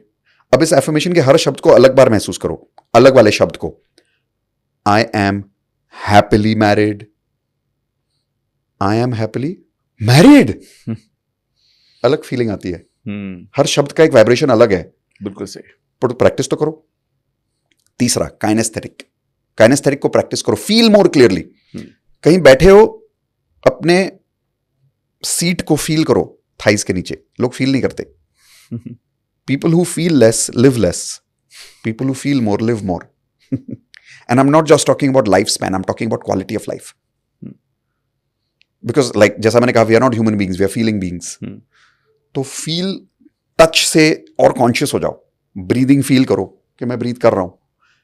अब ये पूरा दिन नहीं कर सकते, लेकिन अगर एक बार दिन में 5 मिनट 2 बार 3 बार कर लिया तो VAK स्ट्रांग हो जाता है। अब आप एफर्मेशन यूज करो और उसको फील करने की कोशिश करो, ऐसे फील होता है। Practice. This is great, this is great. I think अगर इन तीनों चीज़ों पर काम कर लिया तो मुझे लगता है कि सिर्फ विजुअलाइजेशन में नहीं, बाकी एरियाज में भी, क्योंकि अफर्मेशंस करते वक्त भी यू नीड इमोशंस। आपको वो चाहिए, क्योंकि जब आप कोई किसी भी तरह से अफर्मेशन कर रहे हो, चाहे आप लिख रहे हो तो, या जब आप लिख रहे हो तो आप उसको देख भी रहे हो, आप उसको विजुअलाइज भी कर रहे हो, और आप मन ही मन उस अफर्मेशन को बोल भी रहे हो। बिल्कुल। और मन में बोल रहे हो तो आप उसको महसूस भी करना जरूरी है। करेक्ट। तो ये सब कहीं ना कहीं बहुत इंटररिलेटेड है। Amazing, this is great sir. और अगर मैं तीनों के साथ विजुअलाइज करूं, तीनों के साथ एफर्मेशन बोलूं, तीनों के साथ फील करूं VAK, तो एफर्मेशन इजी हो जाता है, वाइब्रेशन मैच हो जाती है। And that's how you manifest. Yes. Great. अब जब हम बात करते हैं, एक बहुत अच्छी टेक्निक है जिस पे आप बहुत बात करते हो, होपोनोपोनो। जी। इसके बारे में मैंने आपके काफी वीडियो देखे और आप बेहतरीन तरीके से एक्सप्लेन करते हो sir, I must tell you. और कहीं ना कहीं मुझे समझ में आया over the period of time कि जो हीलिंग का one of the best process is this, you want to heal yourself. बिल्कुल। तो मैं चाहूंगा कि आप कुछ ऐसे विद रियल लाइफ एग्जांपल्स आप कुछ शेयर करें, एंड कोई होपोनोपो होपोनोपोनो कैसे प्रैक्टिस कर सकते हैं लोग अपनी लाइफ में अपने आप को हील करने के लिए, अपने पास्ट को हील करने के लिए, या चीजों को, I am sure when you are healed you can manifest even faster. Correct, because you don't have anything, no baggage, you don't have baggage then. बिल्कुल। तो वो कैसे इंप्लीमेंट कर सकते हैं लोग? ओके, तो पहले समझाता हूं कि उसका इंपॉर्टेंस क्या है। अगर मुझे पॉइंट ए से पॉइंट बी जाना है, मान लो 1 ही किलोमीटर का डिस्टेंस है, बट रास्ते में बहुत ज्यादा ट्रैफिक है। अभी हम बात कर रहे थे इस बारे में कि दिल्ली में ट्रैफिक जब होता है तो हम ये नहीं डिसाइड कर सकते कि कितने टाइम में पहुंचेंगे, क्योंकि डिपेंडिंग ऑन ट्रैफिक है ना। तो पॉइंट ए से पॉइंट बी पे जाने का जो डिस्टेंस है, भले ही 1 किलोमीटर का हो, अगर बीच में बहुत ट्रैफिक है तो कितना टाइम लग सकता है? मतलब may be double, even double of the time, which is 15 minute, 20 minute, आधा घंटा भी लग सकता है, है ना। हाँ। और अगर बिल्कुल ही ट्रैफिक ना हो तो 1 किलोमीटर के लिए कितना टाइम लग सकता है? फिर तो कुछ टाइम लगेगा, 1 मिनट लगेगा मान लो मैक्सिमम 2-3 मिनट, है ना, depending on the speed you are driving और राइडिंग एट, या वॉक कर रहे हो। तो ये पॉइंट ए पे मैं आज हूं, पॉइंट बी का मतलब है जहां मुझे जाना है, या जो मुझे पाना है, या जहां जाना है, चाहे यहां से जो मुझे पाना है। करेक्ट। बीच में है बहुत सारा ट्रैफिक। इस ट्रैफिक को मैं कहता हूं negative emotions, negative memories, negative believes, past traumas. ये बीच का ट्रैफिक है। तो अब आप कितने ही एफर्मेशन यूज कर लो, अट्रैक्शन नहीं होता, क्योंकि रास्ते में इतनी सारी अड़चने आ रही है, ये जो पास्ट इमोशंस हैं। तो इसको हील करना बहुत जरूरी है। ये सारा ट्रैफिक को क्लियर करना बहुत जरूरी है। ये क्लियर होगा, अब आप एफर्मेशन करो, फटाफट काम करेगा। अब आप विजुअलाइजेशन करो, फटाफट काम करेगा, 10 टाइम्स फास्ट काम करेगा। तो अगर फॉर एन एग्जाम्पल, एक बहुत अच्छा एग्जाम्पल बताता हूं आपको रिलेशनशिप का। एक लड़की मेरे पास आई, बोली मुझे शादी करनी है। मैं 1 साल से लॉ ऑफ अट्रैक्शन यूज कर रही हूं, मैनिफेस्ट नहीं हो रहा है। मैंने कहा ठीक है। मैंने जब भी मुझे कोई कहता है कि मैं बहुत टाइम से लॉ ऑफ अट्रैक्शन यूज कर रहा हूं, मेरा मैनिफेस्ट नहीं हो रहा है, मैं उनको जल्दी से टेक्निक नहीं बताता। मैं उनको सवाल पूछता हूं उनके पास्ट से रिलेटेड, कि मुझे बताओ रिलेशनशिप से रिलेटेड आपके पास्ट में कितने प्रॉब्लम्स हुए, ये बताओ। आप यकीन मानोगे, जो भी मुझे ये बोलता है किसी भी एरिया से रिलेटेड, हेल्थ, रिलेशनशिप, करियर या मनी, कि इस एरिया में मेरा स्ट्रगल है, अगर मैंने उनको पूछा इस एरिया में पास्ट में कितने स्ट्रगल है, वो शुरू हो जाते हैं। उनके पास लंबी लंबी कहानियां होती है। तो लड़की बोली मेरे 3 ब्रेकअप हुए और हर ब्रेकअप में सामने वाले ने मेरा बहुत फायदा उठाया और मैं बहुत रोई। तो अब ये तीनों मेमोरीज इतनी स्ट्रांग है उसकी। तो she is at point A, not married, she wants to go to point B, marriage. बीच में है पास्ट ट्रॉमास, ये मेमोरीज है। तो अब जब वो एफर्मेशन करती है I am happily married, I have a very good life partner in my life, क्योंकि उसकी फ्रीक्वेंसी उसकी ओल्ड हर्ट से रिलेटेड है। Hurt, anger, sadness, loneliness, frustration, fear of how the person treated her in her past. ये इतने सारे negative emotions हैं कि जब कोई अच्छा इंसान उसके नजदीक आता भी है ना, तो उसकी जो वाइब्रेशंस मिलती है उसको, वो हर्ट है, फियर है, डिफेंसिवनेस है, फ्रस्ट्रेशन है, पास्ट ट्रॉमास हैं। तो she is very careful of main. कहां से लॉ ऑफ अट्रैक्शन काम करेगा? और रादर मैं कह रहा हूं लॉ ऑफ अट्रैक्शन काम कर रहा है। लॉ ऑफ अट्रैक्शन वही मैनिफेस्ट कर रहा है जो वो फील कर रही है। तो अब इसको क्लियर करने के 2 तरीके होते हैं। एक तो आप किसी काउंसलर के पास जाओ और बहुत लंबे लंबे कॉन्वर्सेशंस करो। It's a good way of doing it, logical counselling कर सकते हो। बट एक अच्छा तरीका ये भी होता है लॉ ऑफ अट्रैक्शन में, जिसको हम कहते हैं हो'ओपनोपनो। तो हो'ओपनोपनो में सिर्फ 4 स्टेटमेंट्स हैं, सिंपल हैं बट प्रोफाउंड वाइब्रेशंस हैं इसमें। अगर आप एक सॉफ्टवेयर ले लो, और मेरे पास एक ऐसा सॉफ्टवेयर है जिसमें मैं शब्दों की फ्रीक्वेंसी को मेजर कर सकता हूं। जैसे गाने होते हैं, गाने की फ्रीक्वेंसी नजर आती है, रेडियो की फ्रीक्वेंसी 93.5 नजर आती है। आप सॉफ्टवेयर से शब्दों की फ्रीक्वेंसी कैच कर सकते हो अब। तो मैंने जब इन 4 स्टेटमेंट्स को इस सॉफ्टवेयर में डाला तो इसकी फ्रीक्वेंसी बहुत हाई मिली। आपको तो पता ही है ब्रेन वेव्स होते हैं हमारे, है ना। तो अभी जो ब्रेन वेव्स में हम हैं वो है बीटा, 12 से 21। मैनिफेस्टेशन बहुत पावरफुल होता है, बहुत ज्यादा ज्यादा ज्यादा पावरफुल। आप बताइए कौन सी फ्रीक्वेंसी में? अल्फा में। अल्फा तो हो गया 12 से 21। ओके। अब अल्फा में मैनिफेस्टेशन अच्छा होता है, थीटा में अच्छा होता है, डेल्टा में मैनिफेस्टेशन कम लोग कर पाते हैं क्योंकि वो नींद की मैनिफेस्टेशन होती है, स्लीप होती है, वहां सिर्फ ड्रीम्स होते हैं। उससे भी स्ट्रॉन्ग मैनिफेस्टेशन अगर करना है तो गामा में चले जाओ। ओके। अब gamma is above beta, not below. Okay. Gamma is above 50 hertz. Okay. अब I am sorry, please forgive me, thank you, I love you की जो वाइब्रेशंस हैं, अगर आप सही तरीके से करो, आपको अल्फा में भी डाल सकती है और गामा में भी डाल सकती है। ओके। ओके। और ये मैंने एक EEG मशीन खरीदा है मैंने, जो ब्रेन के लिए आता है आपके, छोटा सा डिवाइस है, पोर्टेबल है, आप उसको लगा लो और आपके मोबाइल पे वो आपकी ब्रेन वेव्स दिखा देता है। तो मैं जब एफर्मेशंस बोलता हूं, मैं एफर्मेशंस बोलते समय अपने ब्रेन वेव्स को मेजर करता हूं और मैं देखता हूं कि मैं कौन सी फ्रीक्वेंसी में हूं, अल्फा में हूं कि बीटा में हूं। अगर मैं बीटा में बैठ के एफर्मेशन बोल रहा हूं, काम नहीं करता। पर अगर मैं एफर्मेशन बोलने के पहले होपनोपनो 3 मिनट कर लेता हूं, तो मुझे EEG की स्कैन पे नजर आता है कि मैं अल्फा में चला जाता हूं या थीटा में चला जाता हूं। Oh wow. और फिर मैं एफर्मेशन जब बोलता हूं, वो फटाफट काम करता है। क्यों? क्योंकि बीटा अल्फा में जाने की वजह से हीलिंग शुरू हो जाती है। आप देखो, इसका एक सिंपल एग्जांपल देता हूं हीलिंग से रिलेटेड, क्योंकि अल्फा लोगों को कंफ्यूज कर सकता है। किसी भी डॉक्टर के पास जाओ, अगर आपकी तबीयत खराब है तो एक चीज तो हर डॉक्टर बोलेगा, बताइए क्या? अगर मान लो आपकी कमर में बहुत दर्द है, डॉक्टर क्या बोलेगा? आने वाले 4 दिन आप रेस्ट करो। हाँ, ज्यादा स्ट्रेस मत आराम करो, रेस्ट करो, आराम करो, रेस्ट करो। मतलब क्या? अल्फा में चले जाओ। क्यों? Technically body goes into healing every time it goes into alpha, theta, delta and gamma. Technically अपने आप ही। तो हीलिंग कब होती है? दिन में होती है कि रात को होती है? रात को। एग्जैक्टली। तो अगर मैं एफर्मेशन बोलने के पहले कॉन्शियसली अल्फा में चला जाऊं तो हाँ, तो होगा। अब उसको करने के कॉम्प्लिकेटेड तरीके भी हैं। योगा कर लो, प्राणायाम सीख लो, उससे भी अल्फा में जाते हो। और आसान तरीका है, होपनोपनो कर लो। ओके। तो ये 4 स्टेटमेंट्स क्या हैं? आई am sorry, please forgive me, thank you, I love you. आप इसको 11 बार बोलो और अपनी हार्ट बीट चेक कर लो। ओके। शांत होती है। अगर मैं ECG से HRV यानी हार्ट रेट वेरिएंस अगर मैं मेजर कर लूं और अगर मैं 3 मिनट होपनोपनो बोलूं, तो मेरी हार्ट रेट 60 की जगह 40 पे ड्रॉप हो जाती है। तो जब हार्ट रेट ड्रॉप हो गई तो हार्ट रिलैक्स हो गया, माइंड रिलैक्स हो गया। अब एफर्मेशन बोलूंगा, काम करेगा, क्योंकि हीलिंग चालू हो गई।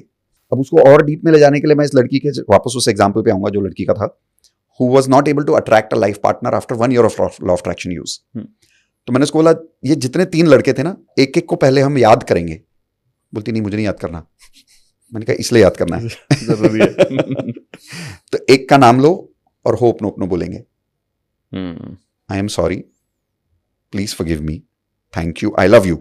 तो जिस इंसान को सोच के गुस्सा आ रहा था, नाराजगी थी, दुख हो रहा था, हर्ट हो रहा था, उसी इंसान को याद करके बोल रहे हो आई am sorry, please forgive me, thank you, I love you. अगर एक इंसान से रिलेटेड एक बार बैठ के हमने 108 बार बोल लिया, मैजिक नंबर इज 108, टोटल आता है 9, इट्स अ वाइब्रेशन।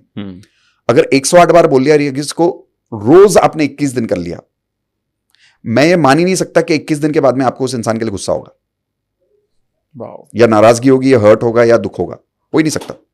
क्योंकि आई am sorry, please forgive me, thank you, I love you अपने आप में शब्द के अंदर एनर्जी है, वाइब्रेशन है, और आप इंटेंशनली उस इंसान के बारे में सोच रहे हो और आप उसको ये चारों शब्दों से निला रहे हो। जैसे शिवलिंग को आप क्या बोलते हैं, इसको हिंदी में शब्द है, जल चढ़ाते हैं हम, अभिषेक करते हैं शिवलिंग का, है ना। तो वैसे आप समझो कि आप उस इंसान का अभिषेक कर रहे हो होपनोपनो से, उसकी मेमोरीज का अभिषेक कर रहे हो होपनोपनो से, और 108 बार कर रहे हो। तो शिवलिंग तो क्लीन होगा ना। ये शिवलिंग है हमारा दिमाग। अब जब ये क्लीन हो गया होपनोपनो से, अब जब मैं एफर्मेशन बोलूंगा तो रास्ता क्लीन है मेरा। पॉइंट ए और पॉइंट बी के बीच में जाने में अट्रैक्शन ऐसे होता है। जो लड़की 1 साल से जिसका रिलेशनशिप अट्रैक्शन नहीं हो रहा था, दूसरे महीने में उसकी शादी हो गई।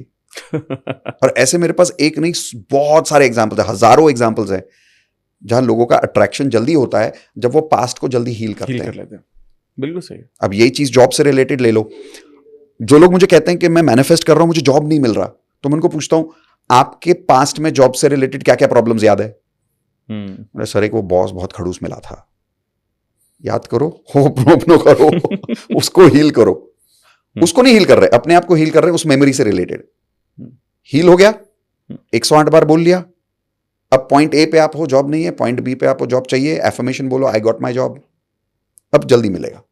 इन लोगों को 10 दिन में, 15 दिन में जॉब मिल जाता है। मेरी इसी किताब के अंदर लॉ ऑफ अट्रैक्शन की जो किताब है, इसमें दूसरे चैप्टर पे मैंने एक एग्जांपल दिया एक लड़के का जो 12 इंटरव्यूज दे चुका था। ओके। नहीं मिल रहा था जॉब। उसने ये टेक्निक मेरे साथ बैठा, इस्तेमाल किया, 1 हफ्ते में जॉब मिल गया। अब लोग बोलेंगे ऐसे कैसे मिल सकता है? जैसे अभी रेडियो फ्रीक्वेंसी हमेशा हमारे आसपास है, क्रिएट नहीं करनी पड़ती। करेक्ट है ना। तो पॉजिटिव लोग भी हमेशा हमारे आसपास से क्रिएट नहीं करने पड़ते, नेगेटिव लोग भी हमेशा हमारे आसपास से उनको क्रिएट नहीं करना पड़ता। अब उसी तरीके से अपॉर्चुनिटीज भी हमेशा हमारे आसपास से क्रिएट नहीं करनी पड़ती, हमको ट्यून करना है। पर ट्यून कैसे करेंगे अगर पास्ट ट्रॉमास है? तो पास्ट जॉब से रिलेटेड, करियर से रिलेटेड ट्रॉमा हील कर दो होपनोपनो को लेके। तो कैसे करोगे? जो भी पास्ट प्रॉब्लम्स है उनको लिख लो, और उससे जो रिलेटेड इमोशन है वो भी लिख लो कि मुझे हर्ट है, एंगर है, फ्रस्ट्रेशन है, फेलियर फील हो रहा है, फियर फील हो रहा है, लिख लो। अब उस मेमोरी से रिलेटेड एक जगह बैठो, अगर जॉब से रिलेटेड हो तो बोलो, ये स्टेटमेंट से शुरुआत करनी है Amit, I take 100% responsibility for that failure, I take 100% responsibility for that breakup, I take 100% responsibility for my boss hurting me, I am sorry, please forgive me, thank you, I love you. तो पहला statement होगा responsibility का, फिर शुरुआत होगी I am sorry, please forgive me, thank you, I love you. अब ये जो मैंने आपको टेक्निक बताई, ये सिर्फ बेसिक होपनोपनो है, अभी तो हम एडवांस पे गए नहीं है। There is something called as advance Ho'oponopono, जिसको हम कहते हैं कॉन्वर्सेशनल होपनोपनो। उसका मैं फर्क अभी आपको बता देता हूं। मैं एक एडहॉक ऐसे ही सवाल पूछ रहा हूं अभी आपको, is there any discomfort in your body right now? नहीं। कोई पेन नहीं? एनीबडी? नहीं, किसी को नहीं यहाँ पे। तो हमारे होपनोपनो के कोर्स में पहले दिन हम ये करते हैं लाइव, 300-400 लोग अटेंड करते हैं जूम पे, और मैं बिंदास लोगों को पूछता हूं क्या किसी को दर्द है, फिजिकल पेन है? अब 300-400 लोगों में 8-10 लोग तो होते हैं, किसी को सर दर्द होता है, किसी को बैक एक होता है, किसी को शोल्डर पेन होता है। अगर कोई सुन रहा है तो ट्राई भी कर लो, आप पहले लिख लो कि कहां पेन हो रहा है और उसका इंटेंसिटी कितना है, लेवल 1 to 10 पे। ठीक है। मान लो पेन इज एट 8। मैं लाइव कॉल पे आज तक 3 साल से ये कर रहा हूं, मैं हमेशा लोगों को बोलता हूं आओ मेरे साथ होपनोपनो करो लाइव। मैं उनके साथ 2 मिनट होपनोपनो करता हूं, उस पेन से रिलेटेड पेन गायब हो जाता है। और ऐसा एक बार नहीं, 3 साल से हो रहा है। इसका सबसे अच्छा एग्जांपल बताता हूं, मेरी वाइफ इंदु को एक बार पैरों में बहुत ज्यादा दर्द होने लग गया, थाइस के लेवल पे। रीजन नहीं समझ में आ रहा था, कहीं गिरी नहीं, कुछ नहीं, एक दिन उठी और पेन शुरू हो गया। तो डॉक्टर के पास गए, एक्सरे कराया, डॉक्टर बोला कुछ है ही नहीं, मस्कुलर पेन होगा, क्योंकि मस्कुलर पेन एक्सरे में नजर नहीं आता, बोन नजर आता है। तो बोले मसल टिश्यू प्रॉब्लम होगा, एक पेन किलर ले लो, थोड़े दिनों में ठीक हो जाएगा। नहीं हुआ, 1-1.5 महीना पेन चलता रहा। एक पॉइंट ऐसा आया, she was crying every day. तो डॉक्टर ने बोला एमआरआई करा लो। उसको एमआरआई कराना नहीं था, क्योंकि MRI is a very dangerous experience और ट्रॉमेटिक एक्सपीरियंस। तो वो फिर भी कराना पड़ा उसको, उसने किया एमआरआई कराने के बाद शी वाज दैट कि अब चलो, अब रीजन तो पता चल जाएगा ना। रिपोर्ट देखने के बाद में अमित, डॉक्टर बोलता है कुछ है ही नहीं। वो और दुखी हो गई, क्योंकि उसको लगा यार अभी अब क्या रीजन, क्या पता ही नहीं चल रहा। और उस समय उसको बहुत दर्द हो रहा था। हम लोग ऊपर क्लिनिक था फर्स्ट फ्लोर पे, हम नीचे आए एमआरआई रिपोर्ट लेके, वो गाड़ी में हम बैठे, वो लेफ्ट साइड में बैठी थी, मैं राइट में ड्राइविंग सीट पे बैठा हुआ था। उसको यहाँ दर्द हो रहा था राइट साइड में, तो मेरे लेफ्ट में उसका पैर था। तो मैंने बोला देख 1 महीना हो गया, सब ट्राई कर लिया, होपनोपनो ट्राई करें। तो बोली मैं कर रही हूं। मैंने कहा मैं ट्राई करूं? बोली हाँ। तो मैंने पहली बार, क्योंकि देखो ना, दिया था लेन दे रहा। एग्जैक्टली। आप अपने टेक्निक ना घर पे नहीं यूज कर सकते, ट्राई भी मत करना, ठीक है? अपनी बीवी को जाके मत सिखाना, खुद ट्राई करो। तो उस दिन मैंने बोला मैं ट्राई करूं? बोली हाँ। तो बैठी, हमने 3-4 मिनट कॉन्वर्सेशनल एडवांस होपनोपनो ट्राई किया। 3 मिनट में वो पेन चला गया, और उस बात को आज 2 साल हो गए, वो पेन आज तक नहीं आया। Wow, amazing, this is a true story.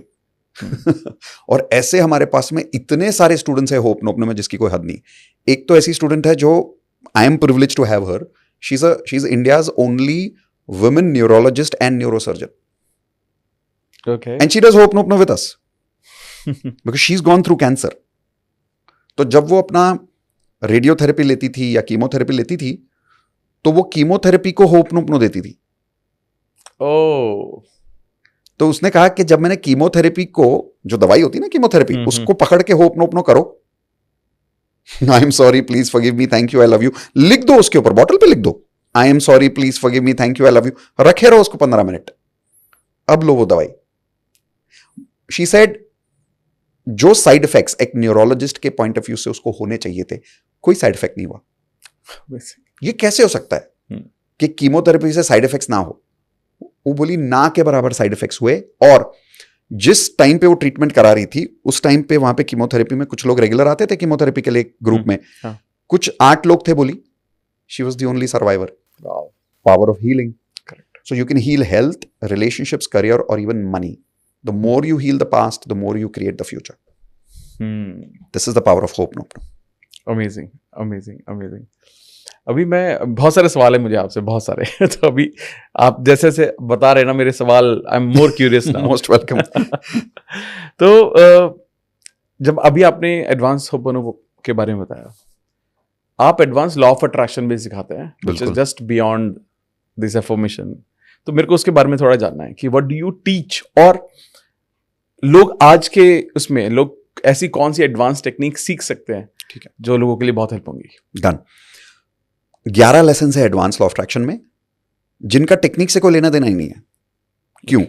Basic law of attraction को ये समझो कि ऊपरी तल पे काम कर रहे हैं हम, सरफेस लेवल पे, जहां एफर्मेशंस हैं और वो जरूरी हैं, फाउंडेशन है. Affirmations, vision board, Ho'oponopono, gratitude technique, ये सब टेक्निक्स है. 369, 555, ये सारी टेक्निक्स है और सारी काम करती है. सवाल ये उठता है कि किसी के लिए काम कर रही है, किसी के लिए नहीं कर रही है, ऐसा क्यों? या एक एरिया में काम कर रही है, एक एरिया में नहीं काम कर रही है, ऐसा क्यों?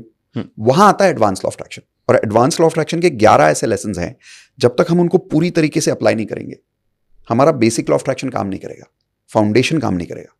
एक एग्जांपल, एक लेसन का मैं आपको देता हूं, टाइम मिला तो और भी लेसन्स के मैं डिटेल बता सकता हूं आपको.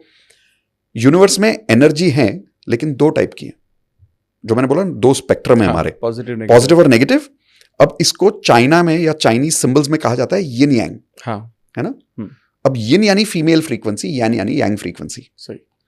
हमारे अंदर हमेशा, हर इंसान के अंदर 2 फ्रीक्वेंसीज हमेशा होती है, यिन फ्रीक्वेंसी, यांग फ्रीक्वेंसी. लड़कों में भी होती है, लड़कियों में भी होती है. लड़कों का सुपर पावर है यांग एनर्जी, लड़कियों का सुपर पावर है यिन एनर्जी, यानी फीमेल एनर्जी. अगर मैं जॉब अट्रैक्ट करना चाहता हूं और मेरी यांग फ्रीक्वेंसी सप्रेस्ड है, तो मैं प्रोफेशनल लाइफ में हमेशा स्ट्रगल करूंगा. चाहे मैं लड़का हूं या लड़की, इससे कोई फर्क नहीं पड़ता. अगर मेरी यांग फ्रीक्वेंसी सप्रेस्ड है तो मैं स्ट्रगल करूंगा. रीजन क्या है मैं बताता हूं. जब हम यांग फ्रीक्वेंसी बोलते हैं तो इसका मतलब क्या है?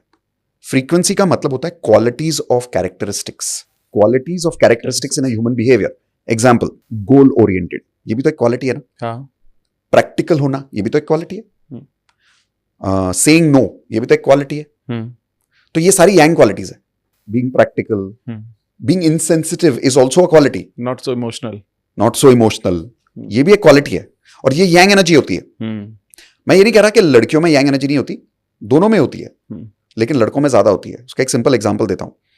The way universe has designed us is based on our roles and responsibilities. अगर हम जनरेशंस पुराना चले जाए, जब हम जंगल में रहते थे एज केवमैन, तो लड़कियां होती थी केव में, गुफा में, लड़के होते थे बाहर जंगल में हंटिंग के लिए. करेक्ट है ना. अब आप बोलोगे कि लड़की कुछ भी कर सकती है, लड़का कुछ भी कर सकता है, तो गलत है. क्यों गलत है? मैं थोड़ा सा समझाने की कोशिश करता हूं. आप लड़कियों को बोलो एक रैबिट हाथ में लो, दूसरे हाथ में एक चाकू लो, उसको काटो, आधे में निकालो, उसको खोलो और उसके अंदर से लिवर निकाल के खा जाओ, मुंह बनाएंगे. After all she is a girl. Emotional, sensitive, family orientation, sacrifice, these are qualities which are women oriented. yin energy, उसको जिस तरीके से एक लेडी प्रैक्टिस करेगी ना, उस लेवल पे आदमी प्रैक्टिस नहीं कर पाएगा. You cannot replace a mother with a father. Absolutely. I'm not saying a single father can't do a great job, but you can't replace. You can't. Mother is a mother. उसी तरीके से father is a father. जो काम एक father कर सकता है, mother नहीं कर सकती. तो आदमी को वो इंसेंसिटिविटी यूनिवर्स ने दी है कि वो जंगल में जाके हंटिंग करे. अगर वो खरगोश को मारते समय जंगल में सालों पहले उसके लिए बुरा फील करेगा तो खाना कैसे खाएगा?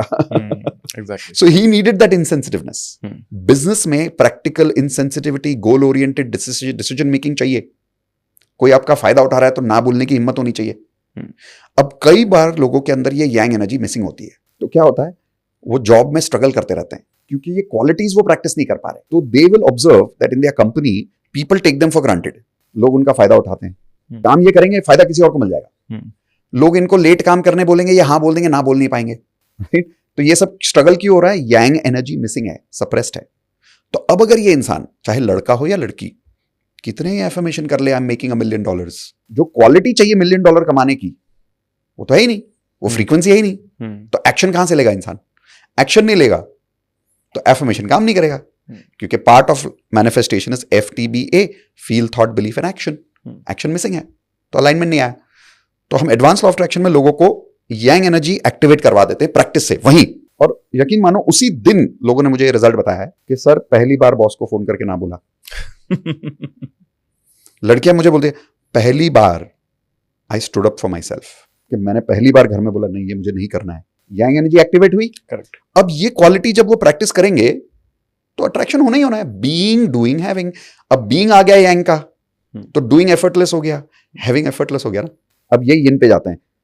लड़कियों में yin quality is there super power. मैं नहीं कह रहा लड़कों में नहीं होती, दोनों में होती, but that's their super power. Correct.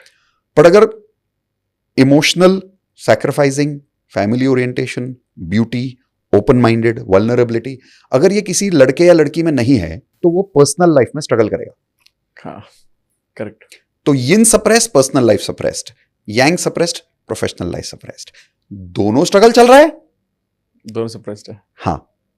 और मैं ये शर्त लगा के बोल सकता हूं स्टैम्प पेपर गारंटी से, क्योंकि अगर किसी एरिया में स्ट्रगल है, देखो बहुत कॉमन बात है, कॉमन सेंस की बात है अमित, अगर मैं स्ट्रगल कर रहा हूं तो जो काम मुझे वहां करना चाहिए वो मैं नहीं कर पा रहा हूं, तो यानी वो क्वालिटी मिसिंग है. अगर वो क्वालिटी मिसिंग है तो वो फ्रीक्वेंसी मिसिंग है. तो क्या ये बोलना सही होगा कि वो फ्रीक्वेंसी वो प्रैक्टिस नहीं कर रहा है? तो आप वो एक्टिवेट करो. अगर उसने यिन क्वालिटी एक्टिवेट कर दी तो प्यार आएगा ही आएगा, रिलेशनशिप मिलेगा ही मिलेगा, शादी होनी ही होनी है.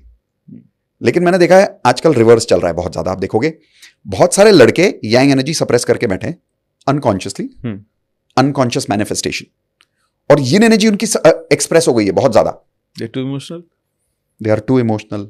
लड़कों को जल्दी रोना आ जाता है, फैमिली ओरिएंटेड है, ना नहीं बोल पाते, मेहनत नहीं कर पा रहे, सपने बड़े बड़े हैं, एक्शन ले नहीं पा रहे. लोग बोलते हैं मैं लेजी हूं. लेजी नहीं हो, यांग एनर्जी मिसिंग है. कोई लेजी नहीं होता. यांग एनर्जी आने तो देखो कैसा भागेगा. वाओ.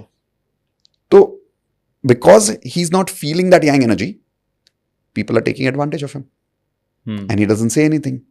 वो जल्दी हर्ट हो जाता है. तो उसको किस टाइप की लड़की मिलेगी आपके हिसाब से? कभी शादी होगी, ऐसा नहीं कि शादी नहीं होगी उसकी. क्या टाइप की लड़की से शादी होगी उसकी? उसका अट्रैक्शन किस टाइप की लड़की से होगा? अपोजिट से होगा. एग्जैक्टली, यांग एनर्जी. अब लोग कहते हैं अगर ऑपोजिट है तो लाइक अट्रैक्ट्स लाइक कैसे हुआ? लाइक ही हुआ, ऑपोजिट नहीं है, उसको हम कहते हैं इनकम्प्लीट अट्रैक्ट हुआ. हाँ. तो जो मिसिंग है वो अट्रैक्ट हुआ. हाँ. तो जो मेरी यांग एनर्जी मेरे में मिसिंग थी वो मैं एक ऐसी लड़की में अट्रैक्ट करूंगा जो बहुत डोमिनेटिंग है, अग्रेसिव है, उसको गुस्सा जल्दी आता है, छोटी छोटी बात पे नाराज हो जाती है, एक का चार सुनाती है, लेकिन मेहनती है, ना बोल पाती है, प्रोफेशनली सक्सेसफुल है. तो मेरी अगर एग्जांपल दूं, जब मैंने लॉ ऑफ अट्रैक्शन एडवांस नहीं सीखा था तो ये सीखने के बाद मुझे रियलाइज हुआ कि मैं प्रोफेशनल लाइफ में इसलिए स्ट्रगल कर रहा था, मैं बहुत यिन एनर्जी मैन था, मेरी यांग एनर्जी मिसिंग थी. तो इंदु जिसको मैं मिला, आप गेस करो इंदु किस टाइप की लड़की ज्यादा थी, यिन ज्यादा या यांग ज्यादा? यांग ज्यादा. I attracted a yang energy girl in my life because I was a yin energy man. तो हम दोनों के बीच में अट्रैक्शन नेचुरल था क्योंकि इनकम्प्लीशन एक दूसरे का अट्रैक्ट हुआ. लेकिन मैं प्रोफेशनली तब तक स्ट्रगल करता रहा जब तक मैंने अपनी यांग एनर्जी एक्टिवेट नहीं की. तो बहुत सालों पहले मेरे एक मेंटोर ने मुझे यह सिखाया था कि तेरे एफर्मेशंस इसलिए नहीं काम कर रहे मितेश क्योंकि you are not activating your yang energy. जब उन्होंने ठीक से समझाया, मैंने उसको प्रैक्टिस किया. मैं कितने टाइम से जॉब की कोशिश कर रहा था, नहीं मिल रहा था, 1 महीने में जॉब मिल गया मुझे. फिर कॉर्पोरेट ट्रेनर बना, अब लॉ ऑफ अट्रैक्शन सिखा रहा हूं. So the idea is not कि एक एक्टिवेट करना है, आइडिया इसके दोनों एक्टिवेट करो, बैलेंस करना है. Universe is made of balance. Any quick tip for this? बिल्कुल. For people, write down first step, recognize the qualities that are missing. अगर आपके अंदर यांग मिसिंग है तो आप देखो जहां स्ट्रगल कर रहे हो क्या क्वालिटी मिसिंग है. I am not able to take action, so action missing है. I am not able to say no, तो नो बोलना मिसिंग है. I am not able to be dominating, तो डोमिनेटिंग होना मिसिंग है. वो भी एक अच्छी क्वालिटी है. अगर कोई मुझे डोमिनेट कर रहा है तो I should have the ability to dominate back, right? नहीं तो मैं कॉम्पीट कैसे करूंगा? What is competition? Two dominating people competing with each other. Correct. तो अगर आपको मार्केट में कंपीट करना है, you want to grow in your business, you want market share in the business, you have to learn to compete, be dominating. तो वो लिख लो अगर वो मिसिंग है. अगर मान लो मैं लड़की हूं और मेरे में अगर यिन क्वालिटीज मिसिंग है तो क्या क्वालिटीज मिसिंग है? I don't like to cry in front of people. You'll see yin girls who are yang energy दूसरों के सामने कभी नहीं रोएगी, but they feel very lonely. अकेले बैठ के रोती है, yes. they'll feel empty, क्योंकि खुद की यिन एनर्जी से डिस्कनेक्ट हो गए हैं। तो उनको मैं कहूंगा जो क्वालिटीज मिसिंग है वो लिख लो।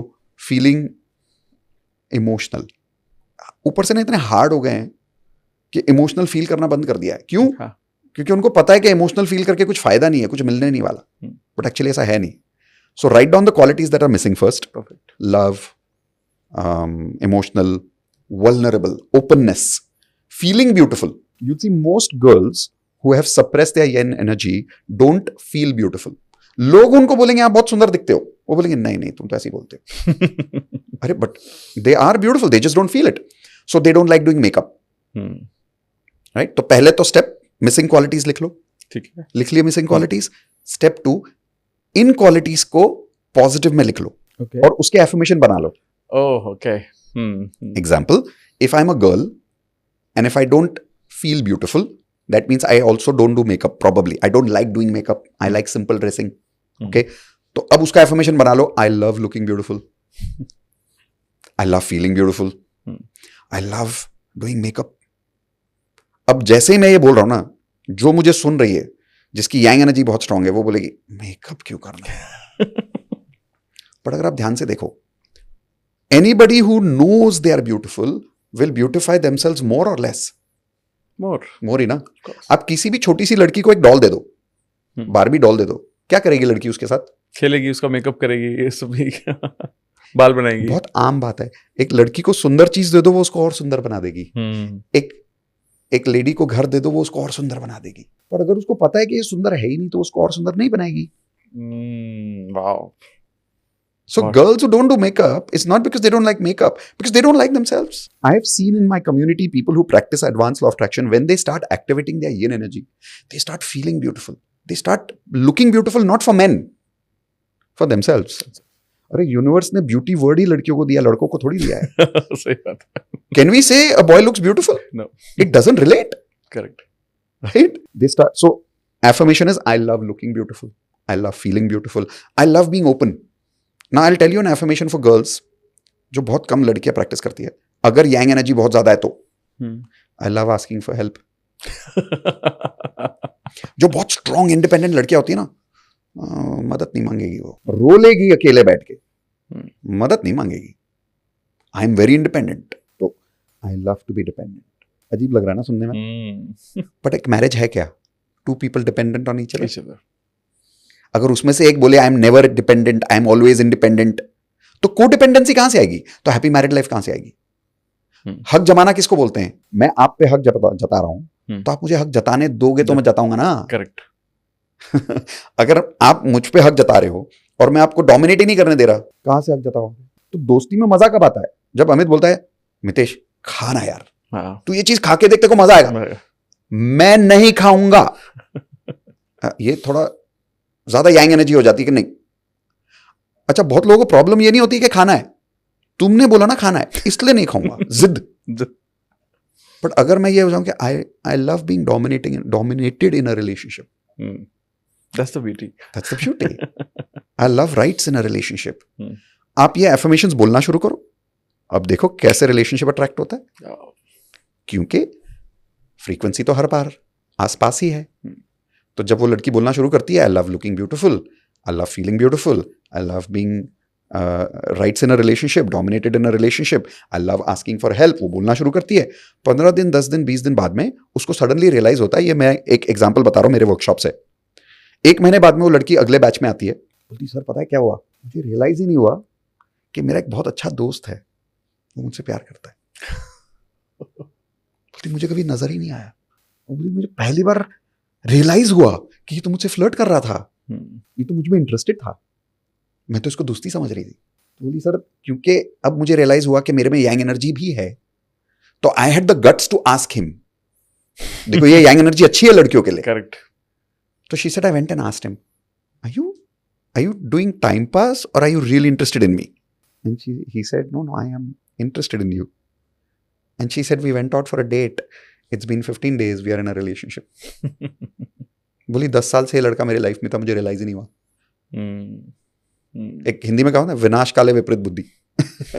फ्रीक्वेंसी नहीं होगी तो रिजल्ट आके चला जाएगा, पता ही नहीं चलेगा। अब यही लड़के को अगर करना है तो पहले रिकग्नाइज करो कौन सी क्वालिटी मिसिंग है, स्टेप 2 उसका एफर्मेशन बनाओ पॉजिटिव करके। I am comfortable saying no to people, I love taking action, I am a hard working guy. ये ना लोगों को स्मार्ट वर्क बोल के ना ये यांग एनर्जी सप्रेस हो गई है लोगों की कि मुझे हार्ड वर्क नहीं करना, मुझे स्मार्ट वर्क करना है। There is nothing wrong in working hard if you love what you're doing. Absolutely. Then work doesn't feel work. You work so hard, I work so hard. It doesn't feel like work. That's why we don't call it hard work. Correct. But there is also no harm saying, I love working hard. When you start saying that affirmation, in 10 days, 15 days, you will see that somebody will try to take advantage of you and you'll say, no, I won't allow that. Now you're practicing yang energy. Sorry. अब attraction होना शुरू हो जाएगा।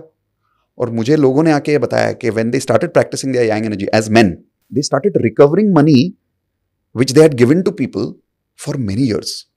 एक gentleman है हमारे group में, entrepreneur है, बहुत रिच हैं, 3 करोड़ रुपए मार्केट में अटका हुआ था। बोलो क्यों? मांग नहीं पा रहे थे, बस मांग नहीं पा रहे थे।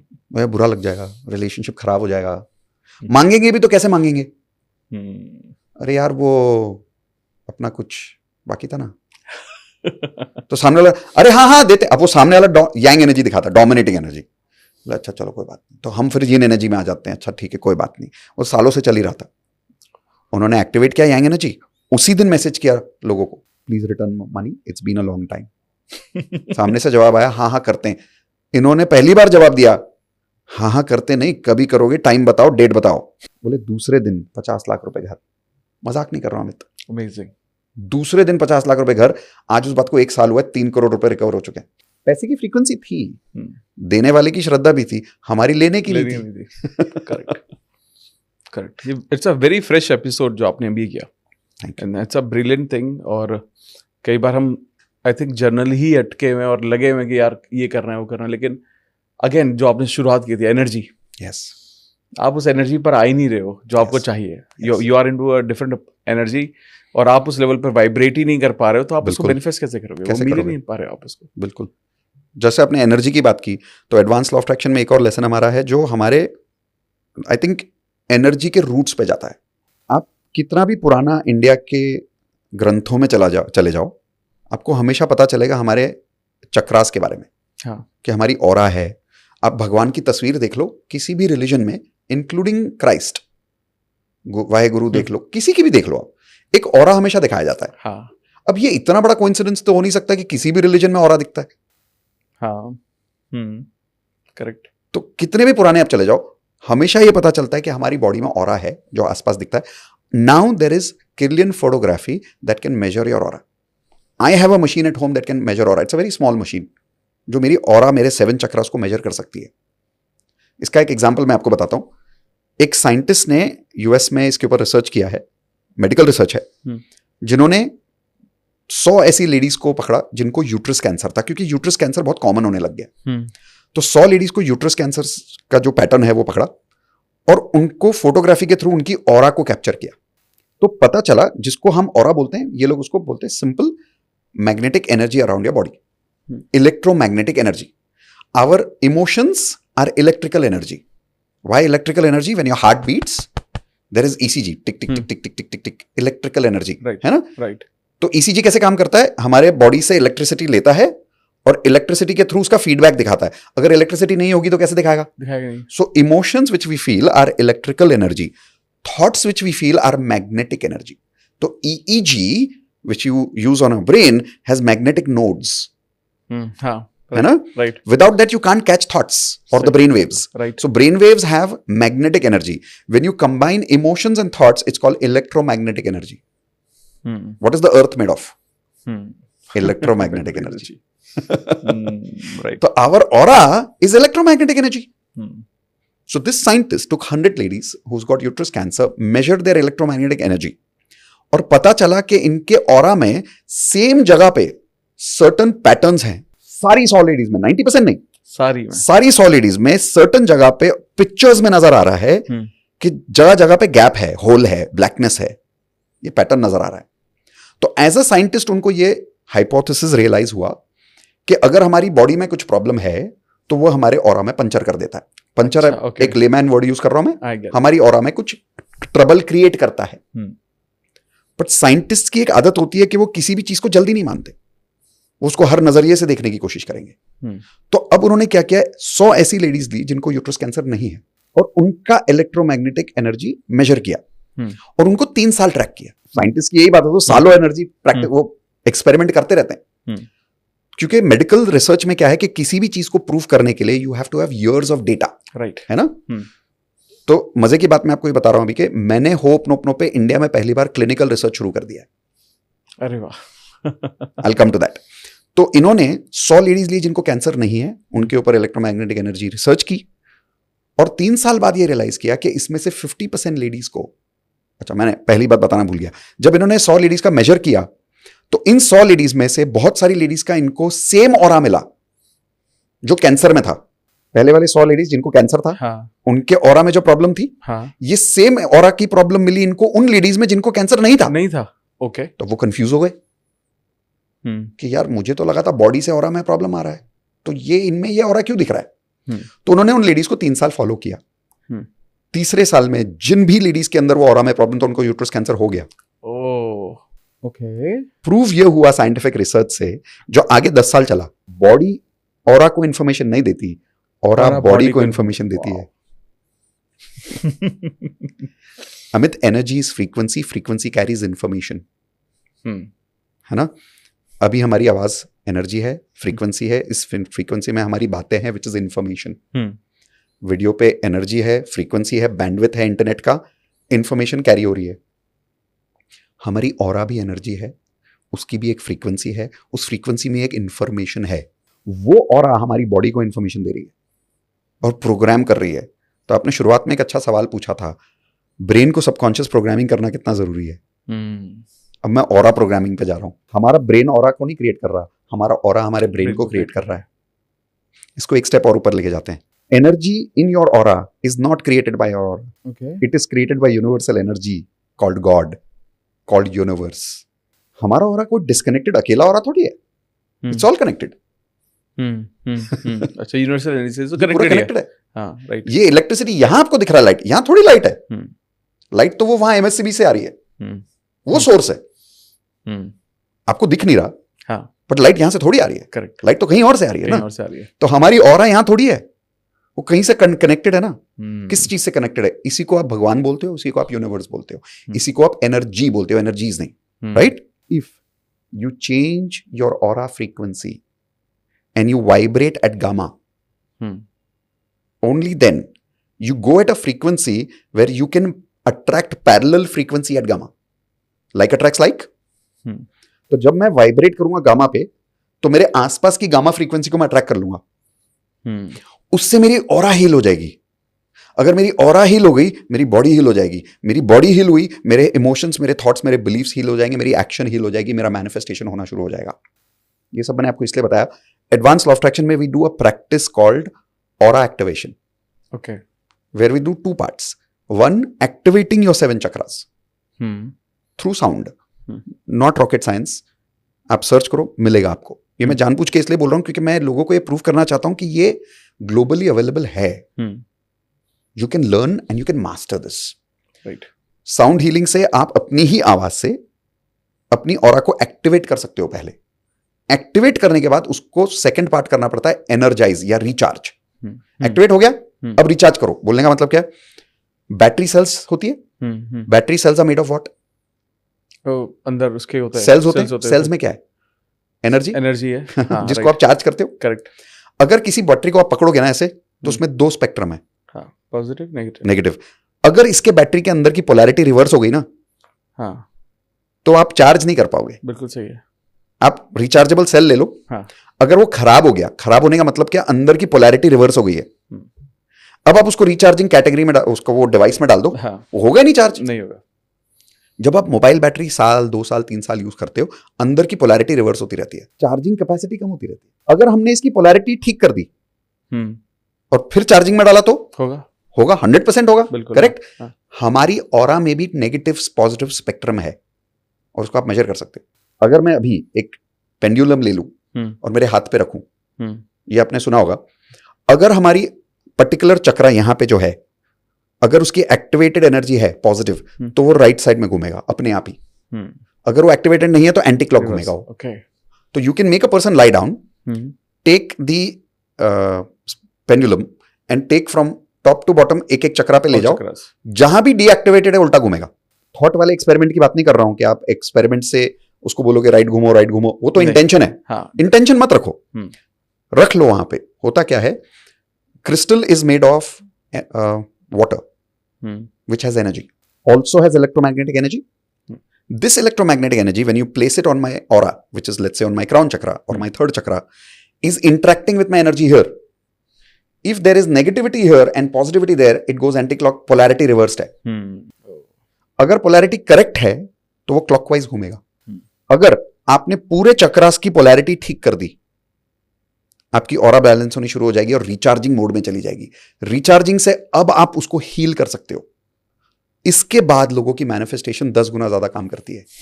This is advance law of attraction. I think so far लोगों को बहुत सारे ऐसे सवालों के जवाब मिले हैं जिसकी वजह से वो उन्हें पता नहीं चल रहा था कि उनके ये सवाल भी हैं। Thank you, you know that's an interesting point of view. और आज वो एक ऐसे इन चीज़ों को फॉलो करके जो भी हमने अब तक डिस्कस किया है, वो एक ऐसे पड़ाव पे जा पाएंगे जहां से उनके मैनिफेस्टेशन की जो जर्नी है वो शुरू होगी। तथास्तु। अब मैं आपसे ना कुछ स्पेसिफिक सवाल जो सभी लोग पूछते हैं, बिल्कुल है ना, वो मैं पूछता हूँ ताकि एक क्विक टिप हम उस चीज़ के बारे में हमारा हो जाए, ताकि कुछ लोग जो स्पेसिफिक आंसर ढूंढ रहे हैं उनको यहाँ पर मिल जाएगा। जी बिल्कुल। तो सबसे पहले बात करते हैं कि What is the best way to manifest money? पैसा अट्रैक्ट करना है, नहीं आ रहा है, क्या किया जाए उसके लिए? मास्टर एफर्मेशन देता हूँ। ठीक है। एक अमाउंट डिसाइड कर लो जो अगले महीने चाहिए। Okay. I am going towards a very short term goal, क्योंकि आपने बोला स्पेसिफिक है ना। तो अगर अगले महीने चाहिए तो उसका मास्टर एफर्मेशन ये है, टुडे इज, और उस डेट को बोलो। सो मान लो अगर हम बोल रहे हैं अक्टूबर 30, और मैं हमेशा 30 रखता हूँ, 31 नहीं रखता ताकि कंफ्यूजन नहीं हो। सही। So I always say today is 30th of October। Even in this month, ये वर्ड्स बहुत जरूरी है। Even in this month, once again I have earned rupees dash happily and easily। तो ये पहला पार्ट हुआ। ठीक है। इसका एक दूसरा पार्ट जरूरी है, just like the last month and the last month and the last month। Okay. Brain को ये ट्रिक करना है कि 3 महीने से हो रहा है, ये नॉर्मल है। लोगों का एफर्मेशन इसलिए नहीं काम करता, लोग उसमें एक्साइटमेंट लाते हैं। एक्साइटमेंट नहीं चाहिए, नॉर्मैलिटी चाहिए, ठहराव चाहिए। अगर आपको ये लगता है कि ये तो है, इसी को तो बिलीव बोलते हैं ना। So today is 30th of October। Once again, even in this month, I have earned rupees dash happily and easily, just like last month and the last month and the last month। Third part, the best part is my next month income of rupees, same amount, is also already confirmed। या बोलना चालू करो, करके देखो। Amazing, amazing, very good sir. अगर किसी को अच्छी हेल्थ अट्रैक्ट करनी है तो best way, vibrate at the right frequency through the right breathing. दिन में कम से कम 3 बार एक जगह बैठो और जो मैं बता रहा हूं उस तरीके से ब्रीथ करो। इसको कहते हैं कोहेरेंस ब्रीदिंग। कोहेरेंस ब्रीदिंग का मतलब होता है create a sync between your heart and your mind. Your electrical energy and your magnetic energy needs to sync together and create a certain polarity in your body to create better health. तो उसके लिए क्या करोगे, एक जगह बैठो और एक अलार्म लगा लो 3 मिनट का। इसको दिन में 3 बार करना है, लेकिन ठीक है। 3 मिनट का अलार्म लगा के शुरू जैसे ही होता है आप ब्रीद इन करोगे। ब्रीद इन करते समय आपको गिनना है 7। तो जब तक 7 नंबर आएगा ब्रेथ ऊपर जानी चाहिए। सो डोंट डायरेक्ट, ये तो एक ही हुआ। Breathe in slowly, 1 2 3 4 5 6 7। Breathe out. Now ऊपर स्टॉप फॉर 2 seconds। ठीक है। 2 to 3 seconds। इसको हमारे योगा में कुंभक रेचक भी बोलते हैं। तो ऊपर रुको, ब्रीद आउट 1 2 3 4 5 6 7। इसको 3 मिनट करो दिन में। Amazing health attraction will happen. Amazing healing will start happening. Okay. In the end, do 11 rounds of hope no. I am sorry, please forgive me, thank you, I love you. This is 1 round. Okay, great. ये breathing, जो deep breathing है, ये मैं अपनी party जो एक morning program में करता हूँ, मैं उसमें कराता हूँ। परफेक्ट। और इससे बहुत अच्छे रिजल्ट्स मिलते हैं। बहुत अच्छे रिजल्ट। बहुत मतलब मैजिकली लोग, मतलब जो शेयरिंग आ रही है लोगों की, बहुत मैजिकल है। मतलब कहते हैं ना, जितना ये सिंपल लगता है उतना ही ज्यादा मैजिकल है। उतना ही मैजिकल है। Very well said. Great sir. अब बात करते हैं, अगर किसी को एक अच्छी जॉब अट्रैक्ट करनी है या बिजनेस में प्रॉफिट अट्रैक्ट करना है, क्या ये सेम है दोनों के लिए या अलग अलग है? सेम कर सकते हो आप, क्योंकि career and money is connected. ठीक कर सकते हो। So whenever we want to have career related success also along with money, उसमें मैं आपको love include कर देता हूँ. It will become easy. ठीक है. Start saying, I love myself the way I am, irrelevant of what I have or not, irrelevant of who loves me or not. अब इसमें दो चीजें हैं. One part is I love myself the way I am. This is the master part. पहला part उसका affirmation का ये है, irrelevant of what I have or not. यानी चाहे मेरे पास कुछ है या नहीं है, I love myself. Irrelevant of who loves me or not, I love myself. तो ये दूसरा पार्ट है. Okay. कि whether I have success or not, whether I have love or not, I love myself. The more you use this master affirmation of, I call this self-esteem affirmation. The more I love myself the way I am, irrelevant of what I have or not, irrelevant of who loves me or not, the more I attract success, the more I attract love. This is a form of gratitude also of your current state. Yes. कि आप आज में आप अपने आप से प्यार करते हो. Yes. अगर आज में ही प्यार नहीं करोगे तो फिर नहीं मिलेगा abundance. आज प्यार करने की जरूरत है. बिल्कुल. Fantastic. And इसमें आपने relationship वाला भी include cover कर दिया है. Fantastic. I think. तो जब हम आपने इसमें बात की about जैसे शेयर भी किया आपने कि love you what you have already. Okay. तो इसमें बहुत इंपॉर्टेंट रोल आता है ग्रैटिट्यूड का. बिल्कुल. ग्रैटिट्यूड को बोला जाता है कि it's a high on the highest of frequencies. Correct.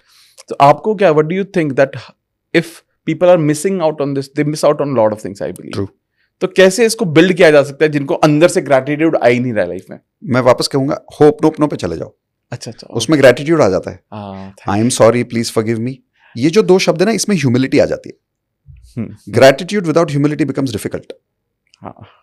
Gratitude with sadness becomes impossible. Gratitude with anger becomes completely impossible. Gratitude while feeling lonely तो पॉसिबल ही नहीं है. तो आप देखोगे जब आप लोगों को बोलोगे ना कि भाई ग्रैटिट्यूड फील करो, लोग बोलते हैं सर पैसे है नहीं, क्या ग्रैटिट्यूड फील करूं. मदर इन लॉ परेशान कर रही, क्या तो ग्रैटिट्यूड फील करूं. मुश्किल होता है. I understand, that's natural. So start with hope nope no. I am sorry please forgive me. Humility आ गई. नाउ से थैंक यू और आगे बोलो आई लव यू. ग्रैटिट्यूड के साथ love is a beautiful combination. So I am sorry please forgive me, thank you, I love you. इसका अगर आपको एक्सपेरिमेंट करना है तो ये कोशिश करना आप. और आप भी सुबह क्लासेस लेते हैं 5:30 बजे. सम ऑफ यू शुड अटेंड. उस 5:30 के क्लास में आप लोगों को ये एक्सपेरिमेंट करने बोलो. ये हम हमारे कोर्स में कराते हैं कि आपको 2 ग्लास पानी लो. ट्रांसपेरेंट ग्लासेस होने चाहिए. एक के ऊपर आप लिख लो I am not sorry, I don't forgive you, I have lots of complaints and I hate you. Ho'oponopono का उल्टा है. लिख लो ग्लास के ऊपर, पानी डाल दो. दूसरे ग्लास पे लिखो आई am sorry please forgive me, thank you, I love you. पानी भर लो. ट्रांसपेरेंट ग्लास होने चाहिए. इसको डाल दो फ्रीजर में, बर्फ की जगह पे. ठीक है. फ्रिज में नहीं, फ्रीजर में. सुबह उठो, बर्फ मिलेगा ग्लास में. मैं अभी आपको गारंटी से बता रहा हूं कि जब आप वो ग्लास उठा के देखोगे ना, क्योंकि वो ट्रांसपेरेंट होगा, आपको बर्फ का शेप नजर आएगा. जो नेगेटिव वाला ग्लास था ना, जिसपे नेगेटिव वर्ड्स थे, मोस्टली तो वो क्रैक हो जाएगा. और अगर क्रैक नहीं हुआ तो उसमें आपको अगली सी डिजाइन नजर आएगी. और जो I am sorry please forgive me thank you वाला ग्लास है ना, उसको आप देखना. और हो सके तो मुझे पिक्चर भेजना, आप एक्सपेरिमेंट करके आपको सुंदर से डिजाइन दिखा रहेंगे उसमें. अमेजिंग. वाओ. ब्यूटीफुल शेप्स नजर आएंगे. एक 15 साल का लड़का हमारा कोर्स अटेंड कर रहा था. बहुत लॉजिकल, टीनेजर्स लॉजिकल होते हैं. तो बोला सर ये सब मैनिफेस्टेशन नहीं काम करता. Done, let's do an experiment. उसने जब पिक्चर भेजा मुझे, तो जो I am sorry please forgive, जो हेट वाला जो था वो तो क्रैक हो गया. और जो पॉजिटिव था उसके ऊपर हार्ट शेप का फॉर्म आ गया. He couldn't believe it. तो अब वो रेगुलरली होप नोप करता है. तो जिसकी वजह से ग्रैटिट्यूड फ्रीक्वेंसी जल्दी आती है. तो रोज रात को एक पानी की बोतल पे होप नोप लिखो फिजिकली, पेन से, मार्कर से, स्केच पेन से.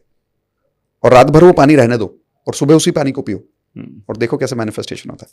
Amazing. There's a great perspective about building gratitude in your life. Amazing. And to see if चीजों में रियली एनर्जी है या वर्ड्स में एनर्जी है, पोनो की में नहीं है. अमेजिंग. गुड.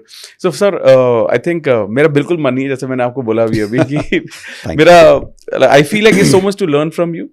एंड मेरे खुद अभी भी बहुत सारे सवाल बचे हुए हैं जो मैं चाहता हूँ मैं आपसे पूछूं, बट आई थिंक टाइम ये ऑलरेडी एडवांस हो चुका है. एडवांस हो जाएगा. बिल्कुल. बट एनी लास्ट एडवाइस जो आप हमारे ऑडियंस को देना चाहते हैं? बिल्कुल, मैं कहूँगा अकेले काम मत करो जिंदगी में, मैनिफेस्ट करो। क्योंकि जब भी हम मेहनत अकेले कर रहे हैं ना तो यूनिवर्स से अलग होके कर रहे हैं। So now we are working alone, start manifesting with the universe, don't be alone in life. तो thank you so much sir. Thank you.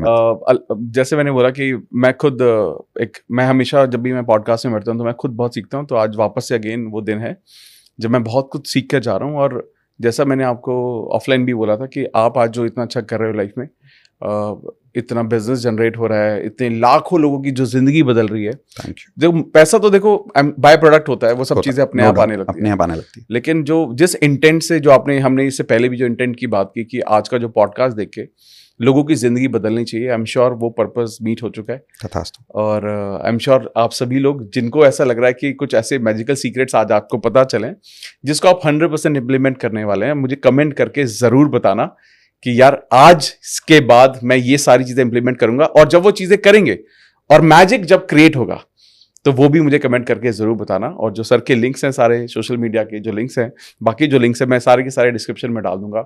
I would personally ask you कि आप उस सब जगह फॉलो जरूर करना, बिकॉज कई बार क्या होता है कि जो ये फ्रीक्वेंसी जो डायरेक्ट मैं आज रिसीव कर रहा हूँ ये ओनली वाया ना हो, क्योंकि आज हमारा एक पॉडकास्ट हुआ है, I wish to have him more times, you know, so that और बाकी लोगों के लिए और भी बहुत कुछ मिल सके। अगर चाहते हैं आप तो पार्ट 2 भी कमेंट कर देना आप मुझे। और वो सारी चीज़ें आप डायरेक्टली कनेक्ट करना, ताकि वो जो फ्रीक्वेंसी है, वो जो एनर्जी है, जिसके बारे में हमने बहुत सारी चीज़ों के बारे में बात की, एडवांस चीज़ों के बारे में बात की, वो सारी की सारी चीज़ें आपको डायरेक्ट मिल सके। और मैं वापस से ब्लेस्ड महसूस कर रहा हूँ आपको अपने पॉडकास्ट पे बुला के। एंड आई विश बहुत सारे लोगों की जिंदगी आज के बाद वापस से बदलेगी। Thank you very much. और मैं चाहता हूँ, दिल से मेरी इच्छा है कि बहुत जल्दी आप अपना लॉ ऑफ अट्रैक्शन का कोर्स चालू करो, क्योंकि जितना आप लोगों को सिखाते हैं अपने वीडियोस के जरिए से, इंटरव्यूज लेके, लोगों के चैनल पे जाके वहाँ पे इस बारे में बात करके, आई थिंक इट्स टाइम कि अब लोग इनसे भी सीखना शुरू करें। व्हाट डू यू से गाइस? कमेंट में डालो। Thank you so much sir. Thank you so much. I appreciate. Thank you so much. Thank you very much.